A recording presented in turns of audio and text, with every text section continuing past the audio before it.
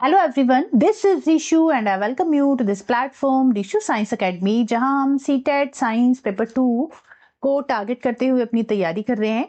और आज के सेशन में हम साइंस पेडागोजी को डिस्कस करने वाले हैं। साइंस पेडागोजी का ये एक मैराथन सेशन होगा जिसमें टोटल 50 क्वेश्चन हम डिस्कस करेंगे। और अगर ये 50 क्वेश्चन आप अच्छे से देख लेते हो तो आपकी पूरी कंप्लीट पेडागोजी जो है यहाँ कंप्लीट हो जाएगी, मतलब पूरी पेडागोजी आपकी कंप्लीट हो जाएगी यहाँ पे। एंड जितने भी क्वेश्चन, मतलब 10 क्वेश्चन बनते हैं टोटली आपकी पेपर में। 30 मार्क्स का क्वेश्चन पेपर होता है आपका, तो उसमें जो 20 मार्क्स की थ्योरी होती है, 10 मार्क्स की साइंस पेडागोजी होती है। बट अगर आज का सेशन अगर आप अच्छे से देख लोगे तो आपके ये जो 10 मार्क्स है ना बिल्कुल पक्के हो जाएंगे। मैं पूरी गारंटी ले सकती हूँ कि आपके 10 to 10 आप स्कोर कर सकते हो अपनी साइंस पेडागोजी में, ठीक है। क्योंकि इस तरह से हम चीज़ों को डिस्कस करेंगे, थोड़ा सा इजी वे में डिस्कस करेंगे। सारी चीज़ें वन बाय वन करके डिस्कस करेंगे। जितना भी सिलेबस है पूरा टोटली कंप्लीट हो जाएगा आज की इस वीडियो में। तो stay connected with me. And paper मतलब क्वेश्चन डिस्कस करने से पहले थोड़ा सा मैं कॉन्सेप्ट आपको बता दूंगी कि कौन कौन से इंपॉर्टेंट टॉपिक हैं जो बार बार एग्जामिनर पूछता है पेपर में। तो ये टॉपिक अगर आपके क्लियर हैं तो मान लीजिए आपके जो साइंस पेडागोजी है ना वो कंप्लीट हो गई, ठीक है। तो 6-7 टॉपिक हैं जो पहले स्टार्टिंग में आपको थोड़ा थोड़ा बताऊंगी उनके बारे में, ताकि आगे जो क्वेश्चन हम डिस्कस करेंगे ना, क्वेश्चन आप इजीली जो है खुद से कर पाओ। मेरे आंसर बताने से पहले खुद ही आप आंसर तक पहुंच जाओ, ठीक है। खुद से फाइंड आउट करो इसका आंसर ये होगा। और थोड़ा सा मतलब जो पेपर है, पेपर ये जो सेट है पूरा पेपर की तरह ही लेना आप। और इससे आपको ये भी पता चल जाएगा कि आपकी जो तैयारी है किस तरह की हुई है, क्योंकि अब काफी कम टाइम रह गया आपके पेपर में। तो मैं इतना कह सकती हूँ कि ये जो वीडियो है ना, ये एक वीडियो आपकी साइंस पेडागोजी के 10 नंबर पूरे पक्के कर देगी, ठीक है। बाकी आप खुद से देखोगे ना तो आपको आइडिया हो जाएगा कि किस तरह के क्वेश्चन है और कैसी हमारी तैयारी हुई है, ठीक है। चलिए तो स्टार्ट करते हैं अपनी आज की क्लास। और अगर वीडियो अच्छी लगे तो लाइक शेयर सब्सक्राइब कर दीजिएगा। एंड ये जो नोट्स हैं आपको मेरे Telegram channel Rishu Science academy पे मिल जाएंगे, इसका लिंक दे दूंगी मैं डिस्क्रिप्शन बॉक्स में, ठीक है। तो ये टोटल 50 क्वेश्चन है, ठीक है। क्वेश्चंस पे बाद में आते हैं, पहले थोड़ा सा कॉन्सेप्ट आपको बता देती हूँ कि क्या क्या आपको करना है, ठीक है। एक बारी स्लाइड्स ले लूं, ब्लैंक स्लाइड्स लेके फिर आपको बताती हूँ। एक मिनट, यस, ठीक है। 5-6 टॉपिक है वो जल्दी से आपको बता देती हूँ, डिस्कस कर लेते हैं उनके बारे में। जो मैक्सिमम टाइम एग्जामिनर क्वेश्चन पूछता है जहां से ना, वो सारे टॉपिक मैं आपको एक बार बता देती हूँ कि इसमें क्या क्या इंपॉर्टेंट चीजें हैं जो आपको करके जानी है। तो फर्स्ट टॉपिक है nature of science. Nature of science ये टॉपिक ऐसा है कि एग्जामिनर का फेवरेट टॉपिक है। इसमें से क्वेश्चन हमेशा हमेशा आना ही आना है, ठीक है। 1 या 2 नंबर का क्वेश्चन तो आएगा ही आएगा, मतलब अगर सिर्फ साइंस पेडागोजी की मैं बात करूँ तो, ठीक है। तो चलिए स्टार्ट करते हैं। नेचर ऑफ साइंस में हम ये बताना है कि जो साइंस का नेचर है ना वो कैसा होता है। तो 6-7 पॉइंट है, मतलब 5-6 पॉइंट है जनरली, वो आपको याद रखनी है। फर्स्ट पॉइंट आपको ये याद रखना है कि साइंस जो है ना it is tentative in nature. Science जो है it is tentative in nature, means it is not fixed. ऐसा नहीं है कि एक बार किसी साइंटिस्ट ने कोई लॉ दे दिया, कोई थ्योरी दे दी, कोई स्टेटमेंट दे दी तो उसको हम चेंज ही नहीं कर सकते, लाइफ टाइम हमें वही स्टेटमेंट चलानी है, ऐसा नहीं होता। क्योंकि एटम के केस में आपको पता है, अगर आपने देखा पढ़ा है एटम का, तो देखो पढ़ा ही होगा ऑफकोर्स, ठीक है, बिना पढ़े तो आ नहीं गए यहाँ तक। तो एटम के बारे में हमने पढ़ा है 9th में, 9th-10th में, फिर हायर क्लासेस में भी पढ़ा है ऑफकोर्स। तो हमने ये पढ़ा था एटम के बारे में पहले, कि एटम की जो पहले खोज थी ना किसने की थी, डाल्टन ने की थी। तो डाल्टन ने पहले एटॉमिक थ्योरी दी अपनी। उसके बाद रदरफोर्ड आए, सॉरी जे थॉमसन आए। जे थॉमसन ने अपनी एक थ्योरी दी, ठीक है, उन्होंने अपना एक मॉडल दिया। जे थॉमसन के बाद फिर रदरफोर्ड आए, उन्होंने एटम का मॉडल दिया। फिर रदरफोर्ड के बाद बोहर आए, है ना।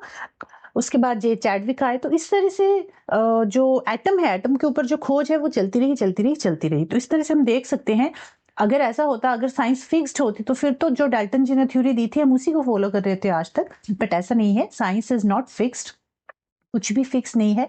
जैसे जैसे नए एविडेंस ऐड हो जाते हैं, थ्योरी जो है उसके अकॉर्डिंग हमें चेंज होती रहती है थ्योरीज। तो डाल्टन के बाद J Thomson, Rutherford, Bohr, Chadwick से सब आए, सबने एटम के बारे में अपनी अलग अलग थ्योरीज दी, ठीक है। तो ये कहना कि science is fixed is not true. Science fix नहीं है, science is tentative in nature, ठीक है। तो फर्स्ट पॉइंट ये हो गया कि साइंस जो है टेंटेटिव इन नेचर है। कई बार डायरेक्ट क्वेश्चन पूछ लेता है एग्जामिनर कि नेचर ऑफ साइंस कैसा है, 4 ऑप्शन दे देगा, उसमें से एक ऑप्शन होगा टेंटेटिव इन नेचर, 3 ऑप्शन गलत होंगे, तो आपको सही ऑप्शन है वो टिक करना है। और साइंस कैसा है, टेंटेटिव इन नेचर है, साइंस इज नॉट फिक्स्ड। कुछ भी फिक्स नहीं है साइंस में। टाइम के साथ साथ, समय के साथ साथ चीजें जो है चेंज होती रहती हैं, जैसे जैसे नए एविडेंस ऐड होते रहते हैं। ठीक है, चलिए सेकंड पॉइंट आपको क्या याद रखना है कि science promote scepticism. Science promote scepticism. Scepticism, देखो ये क्वेश्चन जो मैं पहले थोड़ा सा बता रही हूँ ना, एक बार सुन लो, ताकि जो नेक्स्ट 50 क्वेश्चन हम डिस्कस करने वाले हैं ना, वो तसल्ली से आराम से आप सॉल्व कर पाओ। ठीक है, आपको ज्यादा मेहनत नहीं करनी उसके लिए, बस ये सेशन थोड़ी देर के लिए 10-15-20 मिनट के लिए सुन लो, उसके बाद जो नेक्स्ट 50 क्वेश्चन है ना, आप खुद से सॉल्व कर लोगे, इतनी मेरी गारंटी है। तो प्लीज थोड़ा सा इसको सुन लीजिए पहले। ठीक है, science promote scepticism, second point आपको ये याद रखना है, साइंस प्रमोट स्केप्टिसिज्म। देखो अगर ये कहना सही है, स्केप्टिसिज्म ये संदेह वाला दूसरा वाला स्केप्टिसिज्म नहीं है। इसमें क्या है ना, इसमें ये होता है कि साइंस में कुछ भी ब्लाइंडली एक्सेप्ट नहीं किया जाता है। ऐसा नहीं कि कुछ भी हम ब्लाइंडली एक्सेप्ट कर लेंगे, किसी ने कुछ कहा और हमने मान लिया, ऐसा नहीं होता। अगर किसी ने कोई चीज कही है, ठीक है, तो हम क्या करेंगे, उस चीज को वेरीफाई करते हैं विद एविडेंस। ठीक है, वेरीफाई करेंगे उस चीज को विद एविडेंस। जैसे फॉर एग्जाम्पल, अगर विद एविडेंस, अगर आप एटम की थ्योरी को ही ले लो, तो एटम को पहले डाल्टन ने फाइंड आउट किया, डिस्कवर किया, उसके बाद जे थॉमसन आए, रदरफोर्ड आए, सबने अपना अपना मॉडल दिया, है ना। तो बिकॉज साइंस प्रमोट स्केप्टिसिज्म, तो हर किसी के मन में अपना अलग क्वेश्चन आया, उन्होंने उसको वेरीफाई किया विद एविडेंस, उसको प्रूव किया, है ना, फिर उसकी अलग नई थ्योरी बनी। तो science promote scepticism, this is also true. तो फर्स्ट पॉइंट हो गया science is tentative in nature, second point हो गया science promote scepticism. Third point आपको क्या याद रखना है इसमें कि science is interdisciplinary in nature. Science कैसी है, इंटरडिसिप्लिनरी है। Science is not worked in isolated form, disciplinary in nature. Isolation में काम नहीं करता साइंस, ऐसा नहीं कि अकेले साइंस खुद से काम कर रहा है। इंटरडिसिप्लिनरी मतलब एक सब्जेक्ट को हम दूसरे सब्जेक्ट के साथ जोड़ के देखें, इट इज इंटरडिसिप्लिनरी, और यू कैन ऑल्सो से कि it is integrated in nature. ठीक है, जैसे फॉर एग्जाम्पल कोई भी सब्जेक्ट है, साइंस भी है, साइंस में भी आप देखिए, उसमें हम मैथ को भी जोड़ रहे हैं, उसमें हम इंग्लिश भी जोड़ रहे हैं, मतलब एक सब्जेक्ट को दूसरे सब्जेक्ट के साथ लिंक करके पढ़ाना, दैट इज कॉल्ड इंटरडिसिप्लिनरी, और यू कैन से इंटीग्रेटेड इन नेचर। तो साइंस कैसी है, it is interdisciplinary in nature. Science isolation में वर्क नहीं करती, ये कैसी है, इंटरडिसिप्लिनरी है इन नेचर। ठीक है, उसके अलावा फोर्थ पॉइंट आपको क्या याद रखना है कि साइंस जो है, it is social Endeavour. Science is a social Endeavour. Social Endeavour मतलब साइंस जो है सोसाइटी में रह के काम करता है। साइंस में कोलैबोरेशन होती है, पीयर रिव्यू होता है, इन सब चीजों को ध्यान में रख के ही काम किया जाता है। कोलैबोरेशन, ठीक है, कोलैबोरेशन मतलब जब साइंटिस्ट भी अपना काम करते हैं तो एक दूसरे के कोलैबोरेशन के साथ करते हैं, अकेले नहीं कर रहे, कोलैबोरेशन में काम करते हैं। पीयर रिव्यू वहां भी इंपॉर्टेंट रोल प्ले करता है। तो साइंस इज सोशल एंडेवर। ठीक है, उसके अलावा एक और पॉइंट याद रखना है, socio culture context of science, कि साइंस में ना कल्चर और एथिक्स का काफी इंपॉर्टेंट रोल है। कल्चर और एथिक्स का काफी इंपॉर्टेंट रोल है। फॉर एग्जाम्पल, मान लीजिए किसी गांव में, किसी जगह पे इलेक्ट्रिसिटी की स्कैरसिटी है, तो वहां पे हम क्या कर रहे हैं, पावर प्लांट लगा रहे हैं, सोलर पावर प्लांट लगा रहे हैं मान लीजिए, तो हमें वहां सोलर पावर प्लांट लगाना है। तो उसके लिए हम वहां पे जब सोलर पावर प्लांट लगाएंगे तो हमें ये भी ध्यान में रखना है कि हम वहां की जो लोकल कम्युनिटी है उसको कोई हार्म ना करें, इन्वायरमेंट को कोई हार्म ना करे, हमें एथिक्स का भी ध्यान रखना है। तो दैट्स व्हाई वी कैन से कि साइंस जो है science is a socio culture context of science. ठीक है, socio culture context of science, और यू कैन ऑल्सो से कि कल्चर और एथिक्स को ध्यान रखते हुए काम करता है साइंस। ठीक है, तो ये 5 पॉइंट है मेन जो आपको याद रखने हैं नेचर ऑफ साइंस से रिलेटेड। ओके, आई होप आपको इतना क्लियर हुआ होगा।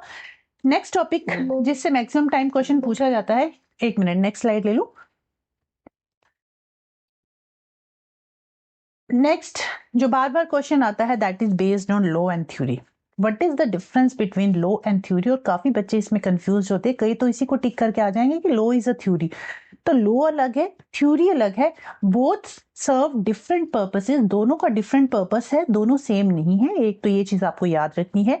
अगर हम बात करें लॉ की, तो लॉ क्या है, लॉ हमें बताता है कि what happened in surrounding, that is called law. एक सिद्धांत है कि क्या हो रहा है सोसाइटी में, ये एक स्टेटमेंट है, दिस इज स्टेटमेंट। जो लॉ है ये हमारा एक स्टेटमेंट है। एंड जो थ्योरी है, थ्योरी क्या है, लॉ बताता है कि व्हाट हैपेंड और थ्योरी बताता है कि why and how it happens. Why and how it happens, जो भी हुआ है, क्यों हुआ, कैसे हुआ, उसके पीछे का रीजन बताएगा, पूरी प्रॉपर एक्सप्लेनेशन होगी। तो यू कैन से कि जो थ्योरी है that is explanation of something, और जो लॉ है that is statement. Law just एक स्टेटमेंट है, एक डेफिनेशन है, थ्योरी एक एक्सप्लेनेशन है कि ऐसा क्यों हुआ, कैसे हुआ। ओके, आई होप इतना क्लियर हुआ होगा आपको।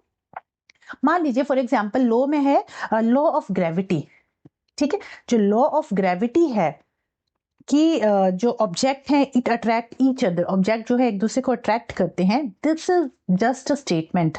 बट थ्योरी ऑफ ग्रेविटी, जो थ्योरी ऑफ ग्रेविटी है, थ्योरी ऑफ ग्रेविटी है, उसमें आप पूरी प्रॉपर एक्सप्लेनेशन पढ़ते हो, कि एक्सप्लेनेशन पढ़ेंगे कि व्हाई ऑब्जेक्ट अट्रैक्ट, की ऑब्जेक्ट अट्रैक्ट कर रहे हैं, बट व्हाई ऑब्जेक्ट अट्रैक्ट कर क्यों रहे हैं, प्रॉपर पूरी एक्सप्लेनेशन आप पढ़ोगे। तो that is theory of gravity. तो आपको बस इतना याद रखना है कि लॉ और थ्योरी दोनों डिफरेंट पर्पसेस सर्व करते हैं, दोनों अलग हैं एक दूसरे से। लॉ कभी थ्योरी नहीं बन सकती, ठीक है। लॉ क्या है, व्हाट हैपेंड, लॉ बताता है कि क्या हुआ, क्यों हुआ, उसकी प्रॉपर एक स्टेटमेंट है। थ्योरी बताती है कि why and how it happens and this is explanation of something, ठीक है। आई होप इतना आपको क्लियर हुआ होगा। चलिए, 2 टॉपिक हो गए आपके। थर्ड टॉपिक आपको ये याद रखना है, एक बारी मैं स्लाइड्स ले लूं क्योंकि ये यस एक और टॉपिक जिसमें से मैक्सिमम टाइम क्वेश्चन पूछे जाते हैं, that is scientific method. Scientific method, scientific method. तो साइंटिफिक मेथड से भी कई बार क्वेश्चन पूछ लिया, कई बार क्या काफी टाइम क्वेश्चन पूछा है, और इसमें कई बार तो अरेंजमेंट ही पूछ ली जाती है कि अगर साइंटिफिक मेथड आप कर रहे हो तो किस सीक्वेंस में आप साइंटिफिक मेथड को फॉलो करोगे। तो जब भी साइंटिफिक मेथड आप करोगे तो सबसे पहले हम क्या करते हैं, हम करते हैं ऑब्जर्वेशन। सबसे पहले हम ऑब्जर्व करेंगे, चीजों को देखेंगे, सुनेंगे, ठीक है। अपने सेंसेस को यूज करते हैं ऑब्जर्वेशन के दौरान।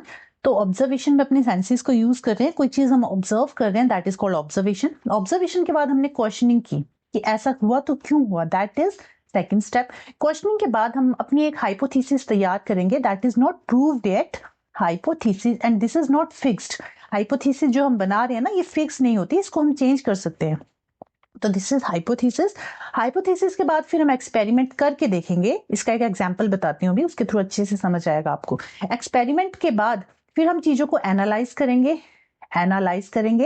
एंड एनालिसिस करने के बाद फाइनल कंक्लूजन, फाइनल रिजल्ट पे पहुंचेंगे कि अगर ऐसा हुआ तो क्यों हुआ, ठीक है।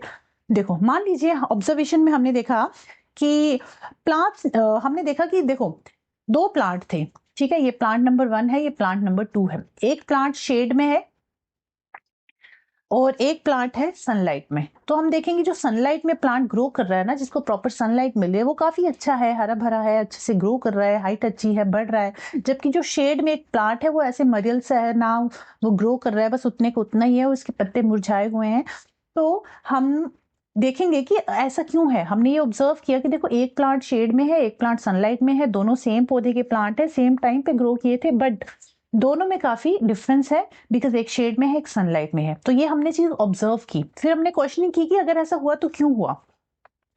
फिर हम क्या करेंगे, एक एक्सप्लेनेशन तैयार करेंगे अपनी कि अच्छा, हम ऐसा इसलिए हुआ क्योंकि जो प्लांट्स हैं उनको प्रॉपर सनलाइट चाहिए होती है, वाटर चाहिए होता है, दैट्स वाई अगर उनको प्रॉपर सनलाइट और वाटर मिलेगा तो प्रॉपर वो फोटोसिंथेसिस की प्रोसेस सही से होगी और प्लांट्स जो अच्छे से ग्रो करेगा।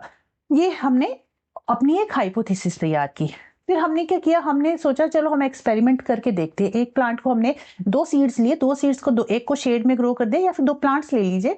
प्लांट को एक को शेड में ग्रो किया, एक को सनलाइट में ग्रो किया। हफ्ते 10 दिन आप ऑब्जर्व करोगे कि क्या चेंजेस आ रहे हैं दोनों में। आपने देखा कुछ टाइम बाद, 15 दिन बाद या 20 दिन बाद, आपने देखा कि जो सनलाइट में प्लांट था वो काफी अच्छा ग्रो किया, जबकि जो शेड में प्लांट था ना, वो अच्छे से ग्रो नहीं किया। कुछ टाइम बाद वो सूख गया, मुरझा गया, ठीक है। तो हमने ये एनालाइज किया, ये हमारी एनालिसिस है कि जो प्लांट है उसको प्रॉपर सनलाइट चाहिए होती है, वाटर चाहिए होता है, तभी वो प्लांट अच्छे से ग्रो करेगा। फिर हमने फाइनल कंक्लूजन दिया, अपना रिजल्ट दिया कि जो सनलाइट में ग्रो करने वाला प्लांट था वो अच्छे से ग्रो किया, जबकि जो शेड में था वो अच्छे से ग्रो नहीं किया, बिकॉज उसको प्रॉपर अमाउंट में सनलाइट और वाटर तो मिला बट सनलाइट नहीं मिली। तो दैट्स वाई इसकी फोटोसिंथेसिस की प्रोसेस सही से नहीं हुई। क्योंकि हमें पता है प्लांट्स की फोटोसिंथेसिस के लिए प्लांट्स को क्या चाहिए, कार्बन डाइऑक्साइड भी चाहिए, वाटर भी चाहिए, कार्बन डाइऑक्साइड भी चाहिए, वाटर भी चाहिए, प्लस प्रॉपर सनलाइट भी चाहिए, है ना। तभी वो काम करेगा, तभी फोटोसिंथेसिस की प्रोसेस होगी। तो ये थी हमारा साइंटिफिक मेथड, किसी भी काम को करने का तरीका। ठीक है, तो आई होप ये साइंटिफिक मेथड आपको समझ में आए होंगे। फर्स्ट मेथड है ऑब्जर्वेशन, सेकंड है क्वेश्चनिंग, थर्ड है हाइपोथेसिस, फोर्थ है एक्सपेरिमेंट, फिफ्थ में एनालिसिस, सिक्स्थ में फाइनल कंक्लूजन। क्लियर? तो ये साइंटिफिक मेथड है जिससे क्वेश्चन बनता ही बनता है हर बार, तो आपको ये पता होना चाहिए, इसके स्टेप्स आपको पता होने चाहिए। ठीक है, नेक्स्ट एक टॉपिक और है जहां से क्वेश्चन बनते हैं maximum time, that is assessment for assessment of. इनमें क्या डिफरेंस है? असेसमेंट फॉर, असेसमेंट ऑफ, और नेक्स्ट है असेसमेंट एज। असेसमेंट एज, तीनों में क्या डिफरेंस है? देखो, असेसमेंट फॉर का मतलब होता है फॉर्मेटिव असेसमेंट। असेसमेंट फॉर का मतलब है फॉर्मेटिव असेसमेंट, फोर से याद रखना, फॉर्मेटिव असेसमेंट। ठीक है, कंफ्यूज नहीं होना है। फॉर्मेटिव असेसमेंट जो कि ऑन गोइंग प्रोसेस होती है, जो क्या होती है, एक ऑन गोइंग प्रोसेस है। फॉर एग्जांपल, टीचर ने कोई चैप्टर पढ़ाया, चैप्टर कंप्लीट हो गया, अब टीचर को ये देखना है कि बच्चों को चैप्टर समझ में आया भी है या नहीं आया, तो टीचर क्या करेगी, एक टेस्ट ऑर्गेनाइज करेगी या फिर एक क्विज ऑर्गेनाइज करेगी। तो दैट इज फॉर्मेटिव असेसमेंट, जो हर चैप्टर के बाद टीचर लेता है। ठीक है, this is ongoing process. वहीं अगर असेसमेंट ऑफ की बात करें, असेसमेंट ऑफ जो है that is summative assessment. Assessment of जो है ना, दैट इज समेटिव असेसमेंट। ये फाइनल के एंड, मतलब एग्जाम, सॉरी, सेशन के एंड में होता है, जो आपके फाइनल एग्जाम है, that is summative assessment. Final exam जो है, दैट इज फाइनल असेसमेंट जो है आपके, दैट इज समेटिव असेसमेंट। वो एक इवैल्यूएशन है कि पूरे साल में बच्चे ने क्या सीखा, दैट इज समेटिव असेसमेंट। और वो क्या होती है, असेसमेंट ऑफ में आता है।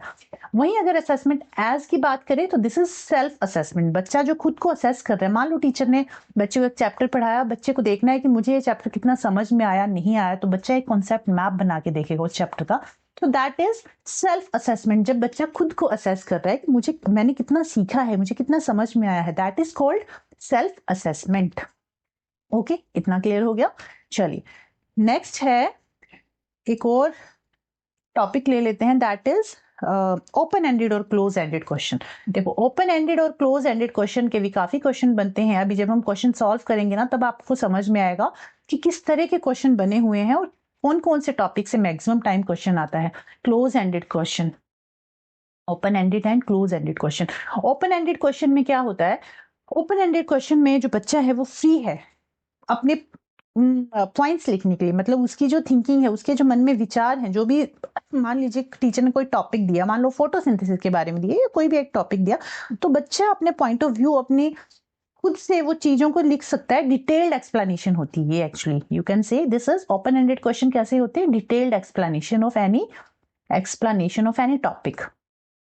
ठीक है, इसमें बच्चा जो अपनी लॉजिकल रीजनिंग का यूज करता है। ठीक है, बच्चे को कितना पता है उस टॉपिक के बारे में, वो सब कुछ वहां पे उस टॉपिक में मेंशन करेगा, that is detailed explanation. Close ended question होता है ओनली येस और नो में आपको आंसर करना है। और जो एमसीक्यू टाइप क्वेश्चन होते हैं, that is close ended question. आप खुद से अपने व्यूज उसमें प्रकट नहीं कर सकते, लिख नहीं सकते, उसमें सिर्फ आपको ऑप्शन दिए हुए हैं, आपको एक ही ऑप्शन सेलेक्ट करना है। अगर आपको उसके बारे में पता है तो आप सही करोगे, नहीं पता है तो आप गलत करोगे। ठीक है, बट इसमें आप अपने पॉइंट ऑफ व्यू नहीं रख सकते, इसमें यस या नो या एमसीक्यू या फिर वन लाइन का क्वेश्चन होगा, ये ज्यादा डिटेल्ड क्वेश्चन नहीं होगा। This is called close ended question. ठीक है, लाइक जैसे आपके पेपर में क्वेश्चन आते हैं एमसीक्यू टाइप, वो कैसे क्वेश्चन है? क्लोज एंडेड क्वेश्चन है। ठीक है, तो this is the difference between open ended and close ended question. उसके अलावा एक और टॉपिक है, दैट इज एनसीएफ 2005। एनसीएफ 2005 से भी काफी क्वेश्चन आपके बनते हैं, तो इसके कुछ प्रिंसिपल्स हैं एनसीएफ 2005 के जो आपको पता होना चाहिए। क्या क्या है? तो पहली चीज तो आपको ये पता होनी चाहिए कि एनसीएफ क्या कहता है कि नॉलेज को ना आउटसाइड द लाइफ कनेक्ट करके सिखाओ बच्चों को। आउटसाइड द लाइफ कनेक्ट करके बच्चों को चीजें सिखाओ। फॉर एग्जाम्पल, बच्चे को क्लास में कुछ पढ़ाया, चाहे मान लीजिए फोटोसिंथेसिस के बारे में ही पढ़ाया, तो फोटोसिंथेसिस के बारे में उसने सीखा, उसने पढ़ा, तो आप क्या करोगे, जब उसको बाहर लेके जाओगे तो उसको बताओगे कि फोटोसिंथेसिस की प्रोसेस प्लांट्स में होने से क्या होता है। जो प्लांट्स ग्रीन है तो आप बताओगे कि इसमें फोटोसिंथेसिस प्रॉपर हुई है। या फिर मान लो आपने रूट्स के बारे में, लीफ के बारे में बच्चों को पढ़ाया कि जो लीव्स है ना, जो पैरेलल वेनेशन होती हैं, उनकी जो रूट्स होंगी वो कैसी होंगी? फाइब्रस रूट्स होंगी। ठीक है, उनकी फाइब्रस रूट्स होंगी। तो आपने क्लास में तो बता दिया, बट जब तक आप उसको प्रैक्टिकली नहीं कराओगे तब तक उसको ज़्यादा टाइम तक वो चीज़ याद नहीं रहेगी। अगर आप प्रैक्टिकली उसको करके दिखा रहे हो, बाहर लेके जा रहे हो, उसके जो नॉलेज उसने एक बुक में सीखा है, बुक में पढ़ा है, उसको आउटसाइड द लाइफ कनेक्ट करके दिखा रहे हो, सिखा रहे हो, तो उसको लॉन्ग टाइम तक चीजें याद रहेंगी। आपने उसको लीफ दिखाया कि देखो ये एक लीफ है जिसकी पैरेलल वेनेशन है, और इस लीफ का, ये जो प्लांट है जिसकी पैरेलल वेनेशन होती है, जिसकी लीफ की, उसकी जो रूट्स होती हैं, ये देखो इस तरह से फाइब्रस रूट्स होती हैं उसकी। ठीक है, तो अगर आप इस तरह से प्रैक्टिकली करके दिखाओगे, सिखाओगे, तो बच्चे को लाइफ टाइम तक वो चीजें याद रहेंगी। ठीक है, इससे बच्चा जो है कभी उस चीज को भूलेगा नहीं, लॉन्ग टाइम तक उसको याद रखेगा। ठीक है, सेकंड ये चीज है, सेकंड एनसीएफ ने ये कहा है कि जो लर्निंग है ना उसको शिफ्ट करो from rote method. Rote method जो है उसको शिफ्ट करना है, मतलब चीजों को रटवाना नहीं है, चीजों को प्रैक्टिकली करके दिखाना है, बच्चों को समझाना है, रोट मेथड को शिफ्ट करना है, रोट रटवाना नहीं है, चीजों को समझाना है बच्चों को। ठीक है, उसके अलावा एक और पॉइंट है कि बच्चों की ओवरऑल डेवलपमेंट की तरफ ध्यान देना है।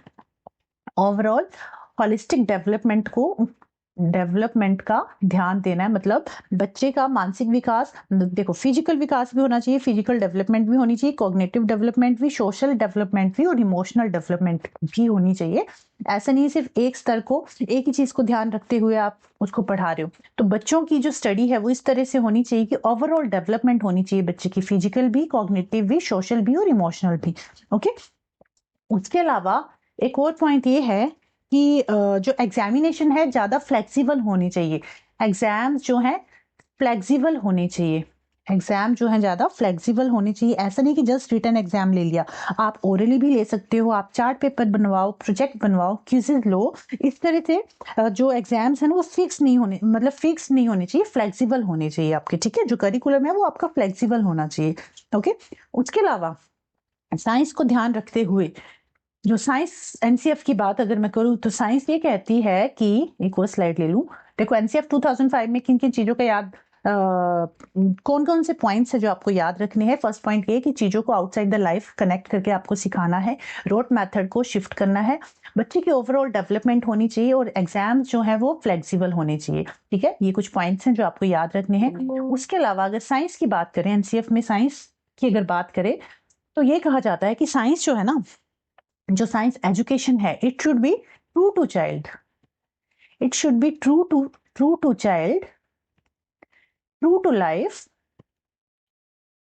And true to discipline, true to discipline. अब डिसिप्लिन का मतलब यहाँ वो इंग्लिश वाला डिसिप्लिन नहीं है, डिसिप्लिन का मतलब है कि सब्जेक्ट्स कंसर्न होना चाहिए। जैसे आप हम साइंस की बात करें तो सब्जेक्ट से रिलेटेड होना चाहिए, जो भी हम बच्चे को सिखा रहे हैं, जो नॉलेज उसको दे रहे हैं वो साइंस स्पेसिफिक होना चाहिए। ठीक है, ट्रू टू डिसिप्लिन का मतलब है, डिसिप्लिन मतलब है सब्जेक्ट कंसर्न।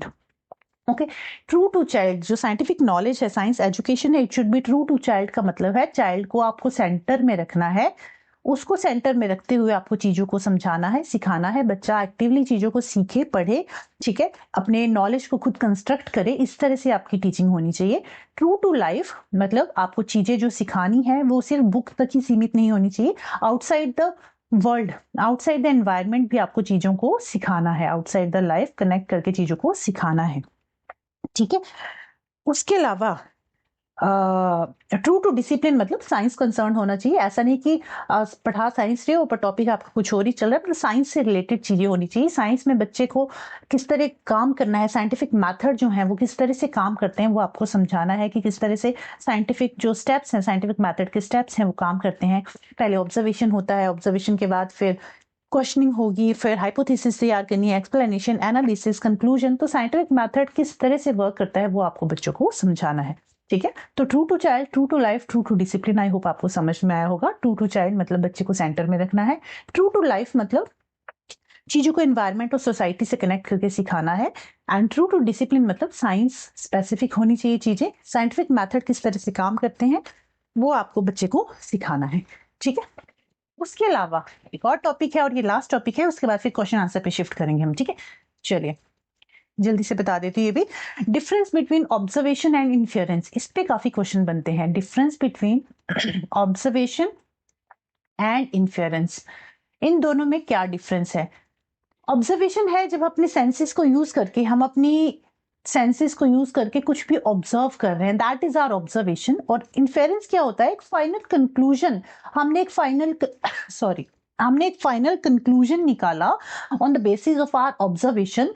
कंक्लूजन जो निकाल रहे हैं on the basis of observation, that is called inference. ठीक है, तो क्या डिफरेंस है ऑब्जर्वेशन और इन्फेरेंस में? ऑब्जर्वेशन में हम अपने सेंसेस को यूज कर रहे हैं, ऑब्जर्व कर रहे हैं चीजों को। इन्फेरेंस में हमने फाइनल कंक्लूजन निकाला on the basis of observation. For example, हमने देखा कि leaves of the plants are dropping, leaves of the plants are dropping, मतलब लीव्स जो है ना प्लांट्स के, वो गिर रहे हैं टूट टूट के, येलोइश हो रहे हैं। बिकॉज हमने ये कंक्लूजन निकाला, ऐसा इसलिए हो रहा है because plants need water, plants को पानी चाहिए, plants need water, that's why ऐसा हो रहा है। प्लांट्स को काफी टाइम से वाटर नहीं दिया गया, दैट्स वाई इसके जो प्लांट्स हैं वो नीचे गिर रहे हैं टूट टूट के। ठीक है, या फिर ये दूसरा एग्जांपल ये ले सकते हो कि sky is full of dark clouds, आपने देखा कि बादल, आसमान बिल्कुल काला हो रहा है बादलों से, तो आपने ये कंक्लूजन निकाला कि काला इसलिए हो रहा है बिकॉज अब बारिश होने वाली है ना, जल्दी ही बारिश होने वाली है। तो this is our conclusion on the basis of our observation. I hope observation और इन्फेरेंस दोनों में आपको डिफरेंस समझ में आया होगा। ऑब्जर्वेशन में अपने सेंसेस को यूज करते हैं, इन्फेरेंस में हम फाइनल कंक्लूजन, फाइनल रिजल्ट पे आते हैं on the basis of our observation. Okay, तो आई होप ये चीजें आपको समझ में आई होंगी। ये कुछ 6-7 टॉपिक थे जो हमने अभी डिस्कस किए। अब आगे हम क्वेश्चन आंसर डिस्कस करेंगे। टोटल 50 क्वेश्चन है हमारे पास, ये सारे क्वेश्चन हम 1 बाय 1 करके डिस्कस करेंगे। ठीक है, चलिए स्टार्ट करते हैं अपनी आज की क्लास। देखिए, फर्स्ट क्वेश्चन है, which of the following question is open ended? कौन सा एक क्वेश्चन ओपन एंडेड है? ओपन एंडेड और क्लोज एंडेड अभी पीछे समझा के आई हूं। ओपन एंडेड क्वेश्चन मतलब डिटेल्ड एक्सप्लेनेशन वाला क्वेश्चन कौन सा होगा? So why are the stems of cactus succulent? Stem, जो कैक्टस प्लांट है उसकी स्टेम सकुलेंट क्यों होती है? Why potato is a stem, potato stem क्यों है? लिस्ट 2 डिफरेंस बिटवीन स्टेम और रूट, 2 डिफरेंस बताने हैं स्टेम और रूट में, तो ये तो रेटी रिटाई चीजें आप लिख ही दोगे। नेक्स्ट है, what would happen if there is no stem? यहाँ पे आपका दिमाग चलेगा, यहाँ पे आप अपने दिमाग को यूज करेंगे, लॉजिकल रीजनिंग का यूज करोगे कि अगर स्टेम नहीं होती तो क्या होता। यहाँ पे आप अपने विचार जो है प्रस्तुत करोगे योग्य से। ठीक है, तो जो फोर्थ आंसर है आपका, this is open ended question. बाकी जो 3 ऑप्शन है इनमें तो टीचर ने आपको बताया होगा, आप रटाई चीजों को लिख के आ जाओगे, बट जो फोर्थ ऑप्शन है ना, इसमें आपका दिमाग चलेगा, आपकी लॉजिकल रीजनिंग जो है वो यूज होगी, आप कंस्ट्रक्ट करोगे चीजों को, सोचोगे कि अगर ऐसा होता तो ऐसा होता, मतलब अपने विचार को अपने विचारों को शो करोगे, प्रस्तुत करोगे, अपने विचारों के जो भी आपके मन में विचार आ रहे हैं उनको आप प्रेजेंट करोगे, राइट डाउन करोगे उसके बारे में। ठीक है, तो जो फोर्थ क्वेश्चन है, this is open ended question. Okay, चलिए नेक्स्ट क्वेश्चन है, second question, which of the following activity is best suited to sensitize the learners regarding water conservation in grade 6? जल संरक्षण के संदर्भ में कक्षा 6 के शिक्षार्थियों को संवेदनशील बनाने के लिए निम्नलिखित में से कौन से क्रियाकल्प सर्वाधिक उपयुक्त हैं? तो कौन कौन से हैं? फर्स्ट है conducting a slogan writing competition, कि आप एक राइटिंग कंपटीशन लिख दो, बच्चों को कहोगे कि एक स्लोगन लिखना है, उसका एक कंपटीशन रखोगे, इससे आपको पता चलेगा कि वाटर कंजर्वेशन के बारे में बच्चे कितने संवेदनशील है। या सेकंड ऑप्शन है asking student to conduct water audit in neighbourhood, के पड़ोसी में, अपने पड़ोस में एक वाटर ऑडिट करेंगे कि किस घर में कितना पानी यूज होता है, कितना वेस्ट होता है। थर्ड है ask student to design a poster, बच्चों को कहा एक पोस्टर बना के ले आओ। और फोर्थ टॉपिक है conduct a debate on the topic, के उस टॉपिक पे एक डिबेट करा दी बच्चों से। तो इसमें से जो बेस्ट आंसर है कि बच्चे जो है वाटर कंजर्वेशन के बारे में कैसे संवेदनशील बनेंगे, दैट इज ऑप्शन नंबर 2, कि पास पड़ोस में जल अंकेक्षण के लिए विद्यार्थियों को कहना कि बच्चे जो है वाटर ऑडिट करेंगे हर घर में जाके, किस घर में कितना पानी यूज हो रहा है, कितना वेस्ट हो रहा है, कहाँ कहाँ पे पानी यूज हो रहा है। तो यहाँ क्या है, बच्चा एक्टिवली पार्टिसिपेट कर रहा होगा, बच्चा जो है क्वेश्चनिंग करेगा, फिर एनालाइज करेगा चीजों को, फिर फाइनल कंक्लूजन निकालेगा। तो यहाँ बच्चा एक्टिवली पार्टिसिपेट कर रहा है, तो this option is the right answer of this question. Okay, I hope आपको चीजें समझ में आ रही होंगी। एंड नेक्स्ट क्वेश्चन है, Neha while working with magnets right the following statement in her copy. Neha एक लड़की है जो कि चुंबकों के साथ कार्य करते हुए अपनी पुस्तिका में निम्नलिखित कथन लिख रही है। उसने 2 स्टेटमेंट्स लिखी, एक लिखी कि चुंबक ए के उत्तरी ध्रुव से चुंबक बी का उत्तरी ध्रुव दूर हट जाता है, मतलब जब वो नॉर्थ पोल लेके आ रही है ना दोनों मैग्नेट्स के, मान लो उसके पास 2 मैग्नेट हैं नॉर्थ साउथ, ये मैग्नेट ए है, ये मैग्नेट बी है, ये बी है, ये ए है, इसके ये 2 पोल नॉर्थ साउथ। तो जब भी वो उसने देखा कि जब भी वो नॉर्थ पोल के मतलब ए मैग्नेट के नॉर्थ पोल को बी मैग्नेट के नॉर्थ पोल के पास लेके आ रही है ना, तो ये दोनों आपस में दूर मतलब अट्रैक्ट नहीं कर रहे हैं एक दूसरे को, रिपेल कर रहे हैं, एक दूसरे से दूर जा रहे हैं, क्योंकि हमें पता है जो ऑपोजिट पोल्स हैं, सॉरी जो सेम पोल्स है वो रिपेल करते हैं और ऑपोजिट पोल जो है अट्रैक्ट करते हैं। तो ये सेम पोल्स हैं, तो दैट्स वाई ये क्या कर रहे हैं, रिपेल कर रहे हैं, एक दूसरे को धक्का दे रहे हैं, है ना। सेकेंड स्टेटमेंट है कि like pole of a magnet repel each other, like poles of magnet repel each other. तो जो इसमें ये पूछा है कि कौन सा ऑब्जर्वेशन है और कौन सा इन्फ्योरेंस है, तो जो ऑब्जर्वेशन है जिसमें हम अपने सेंसेस को यूज करके देख रहे हैं, फील कर रहे हैं, हमने देखा कि north pole of magnet A move away from north pole of magnet B, तो ये हमारी क्या है, ये हमारी एक ऑब्जर्वेशन है, हमने ऑब्जर्व किया कि ऐसा हुआ। उसके बाद like pole of a magnet repel each other, जो सेम लाइक पोल्स हैं वो रिपेल करेंगे, ये क्या है, हमारा एक इन्फेरेंस है कि जो लाइक पोल्स है ना वो एक दूसरे को रिपेल कर रहे हैं और अनलाइक पोल एक दूसरे को अट्रैक्ट करेंगे, तो ये हमारा इन्फेरेंस है। और फर्स्ट जो है दैट इज आर ऑब्जर्वेशन, ये हमारा ऑब्जर्वेशन है, हमने ऑब्जर्व किया, अपने सेंसेस को यूज किया यहाँ पे। तो फर्स्ट स्टेटमेंट जो है राइट आंसर होगा आपके इस क्वेश्चन का। नेक्स्ट क्वेश्चन है, learners misconception in many science topics tend to be stable and resistant to change, कि जो लर्नर्स की मिसकंसेप्शन है, मिसकंसेप्शन होता है, ऑल्टरनेट कंसेप्शन भी कहते हैं, कुछ कुछ ऐसे पॉइंट्स होते हैं जो हमारे मन में रह जाते हैं, हमें लगता है कि ये चीज़ ऐसी ही है, बट वो वाकई में ऐसी होती नहीं है।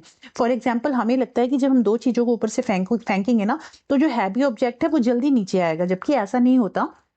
दोनों ही लाइट वेट ऑब्जेक्ट भी और हैवी ऑब्जेक्ट भी दोनों ही सेम टाइम पे ही नीचे आएंगे, बट हमें ऐसा लगता है कि जो हैवी ऑब्जेक्ट है वो जल्दी आ जाएगा, है ना, बट ऐसा होता नहीं है। सेकंड है, दीज आइडियाज में ड्रॉ वन और more than one scientific method, कि ये जो आइडियाज है ना इसलिए ऐसा होता है क्योंकि हम एक और दो आइडियाज आपस में मिक्स हो गए होते हैं, है ना।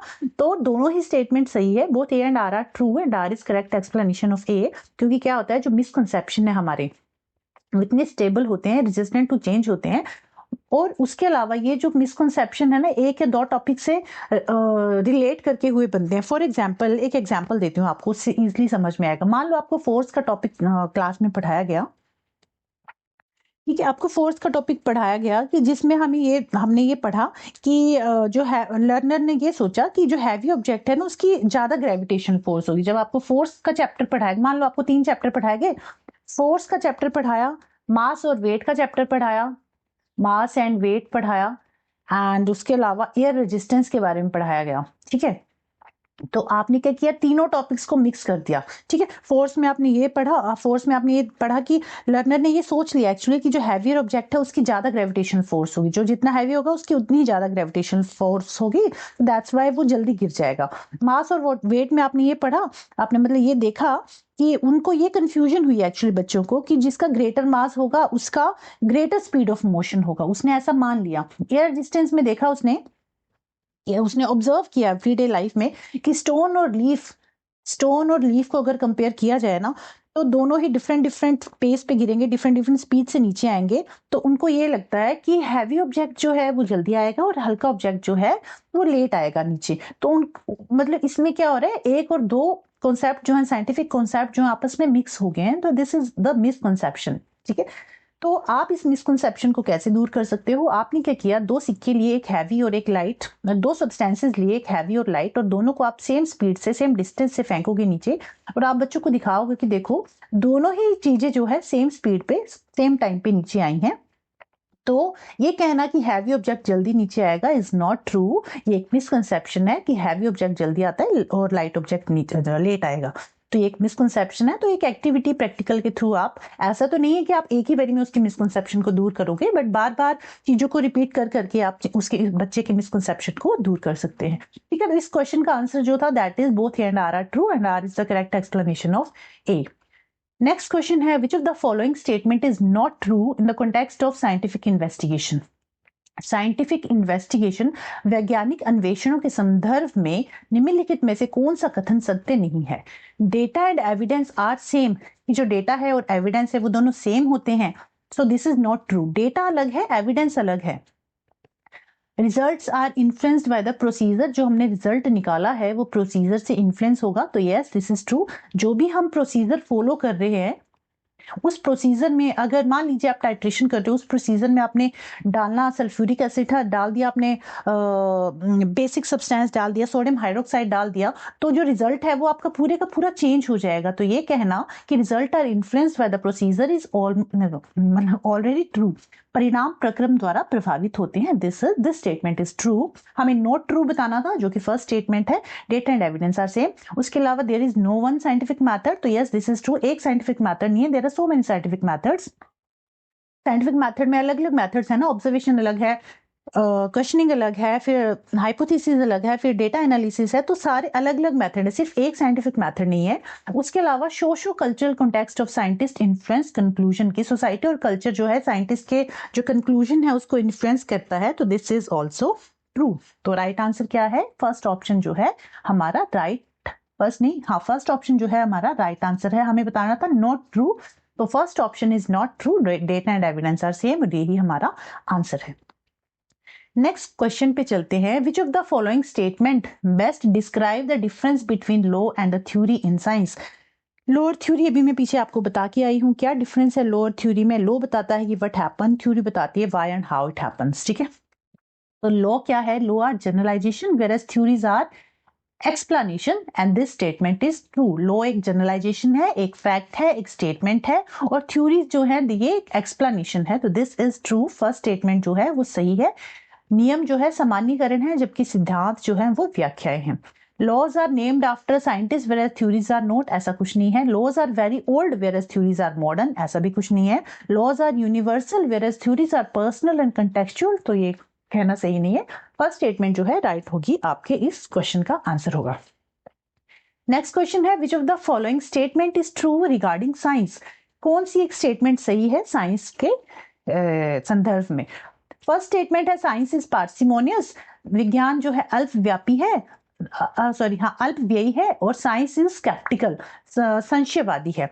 तो दोनों ही स्टेटमेंट्स जो हैं सही हैं कि science is parsimonious and science is sceptical.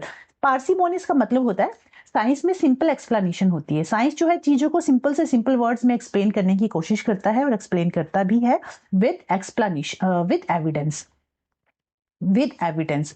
तो पार्सिमोनियस का मतलब है सिंपल एक्सप्लेनेशन विद एविडेंस, और साइंस इज स्केप्टिकल, वो तो हमने अभी पढ़ा ही है, पढ़ के आए हैं ना कि साइंस इज स्केप्टिकल क्योंकि हर क्वेश्चन को प्रूव करने के लिए एक एविडेंस देती है science. So science is sceptical, we can say that's why हमने एटम की डिफरेंट थ्योरीज पढ़ी, बिकॉज साइंस इज स्केप्टिकल।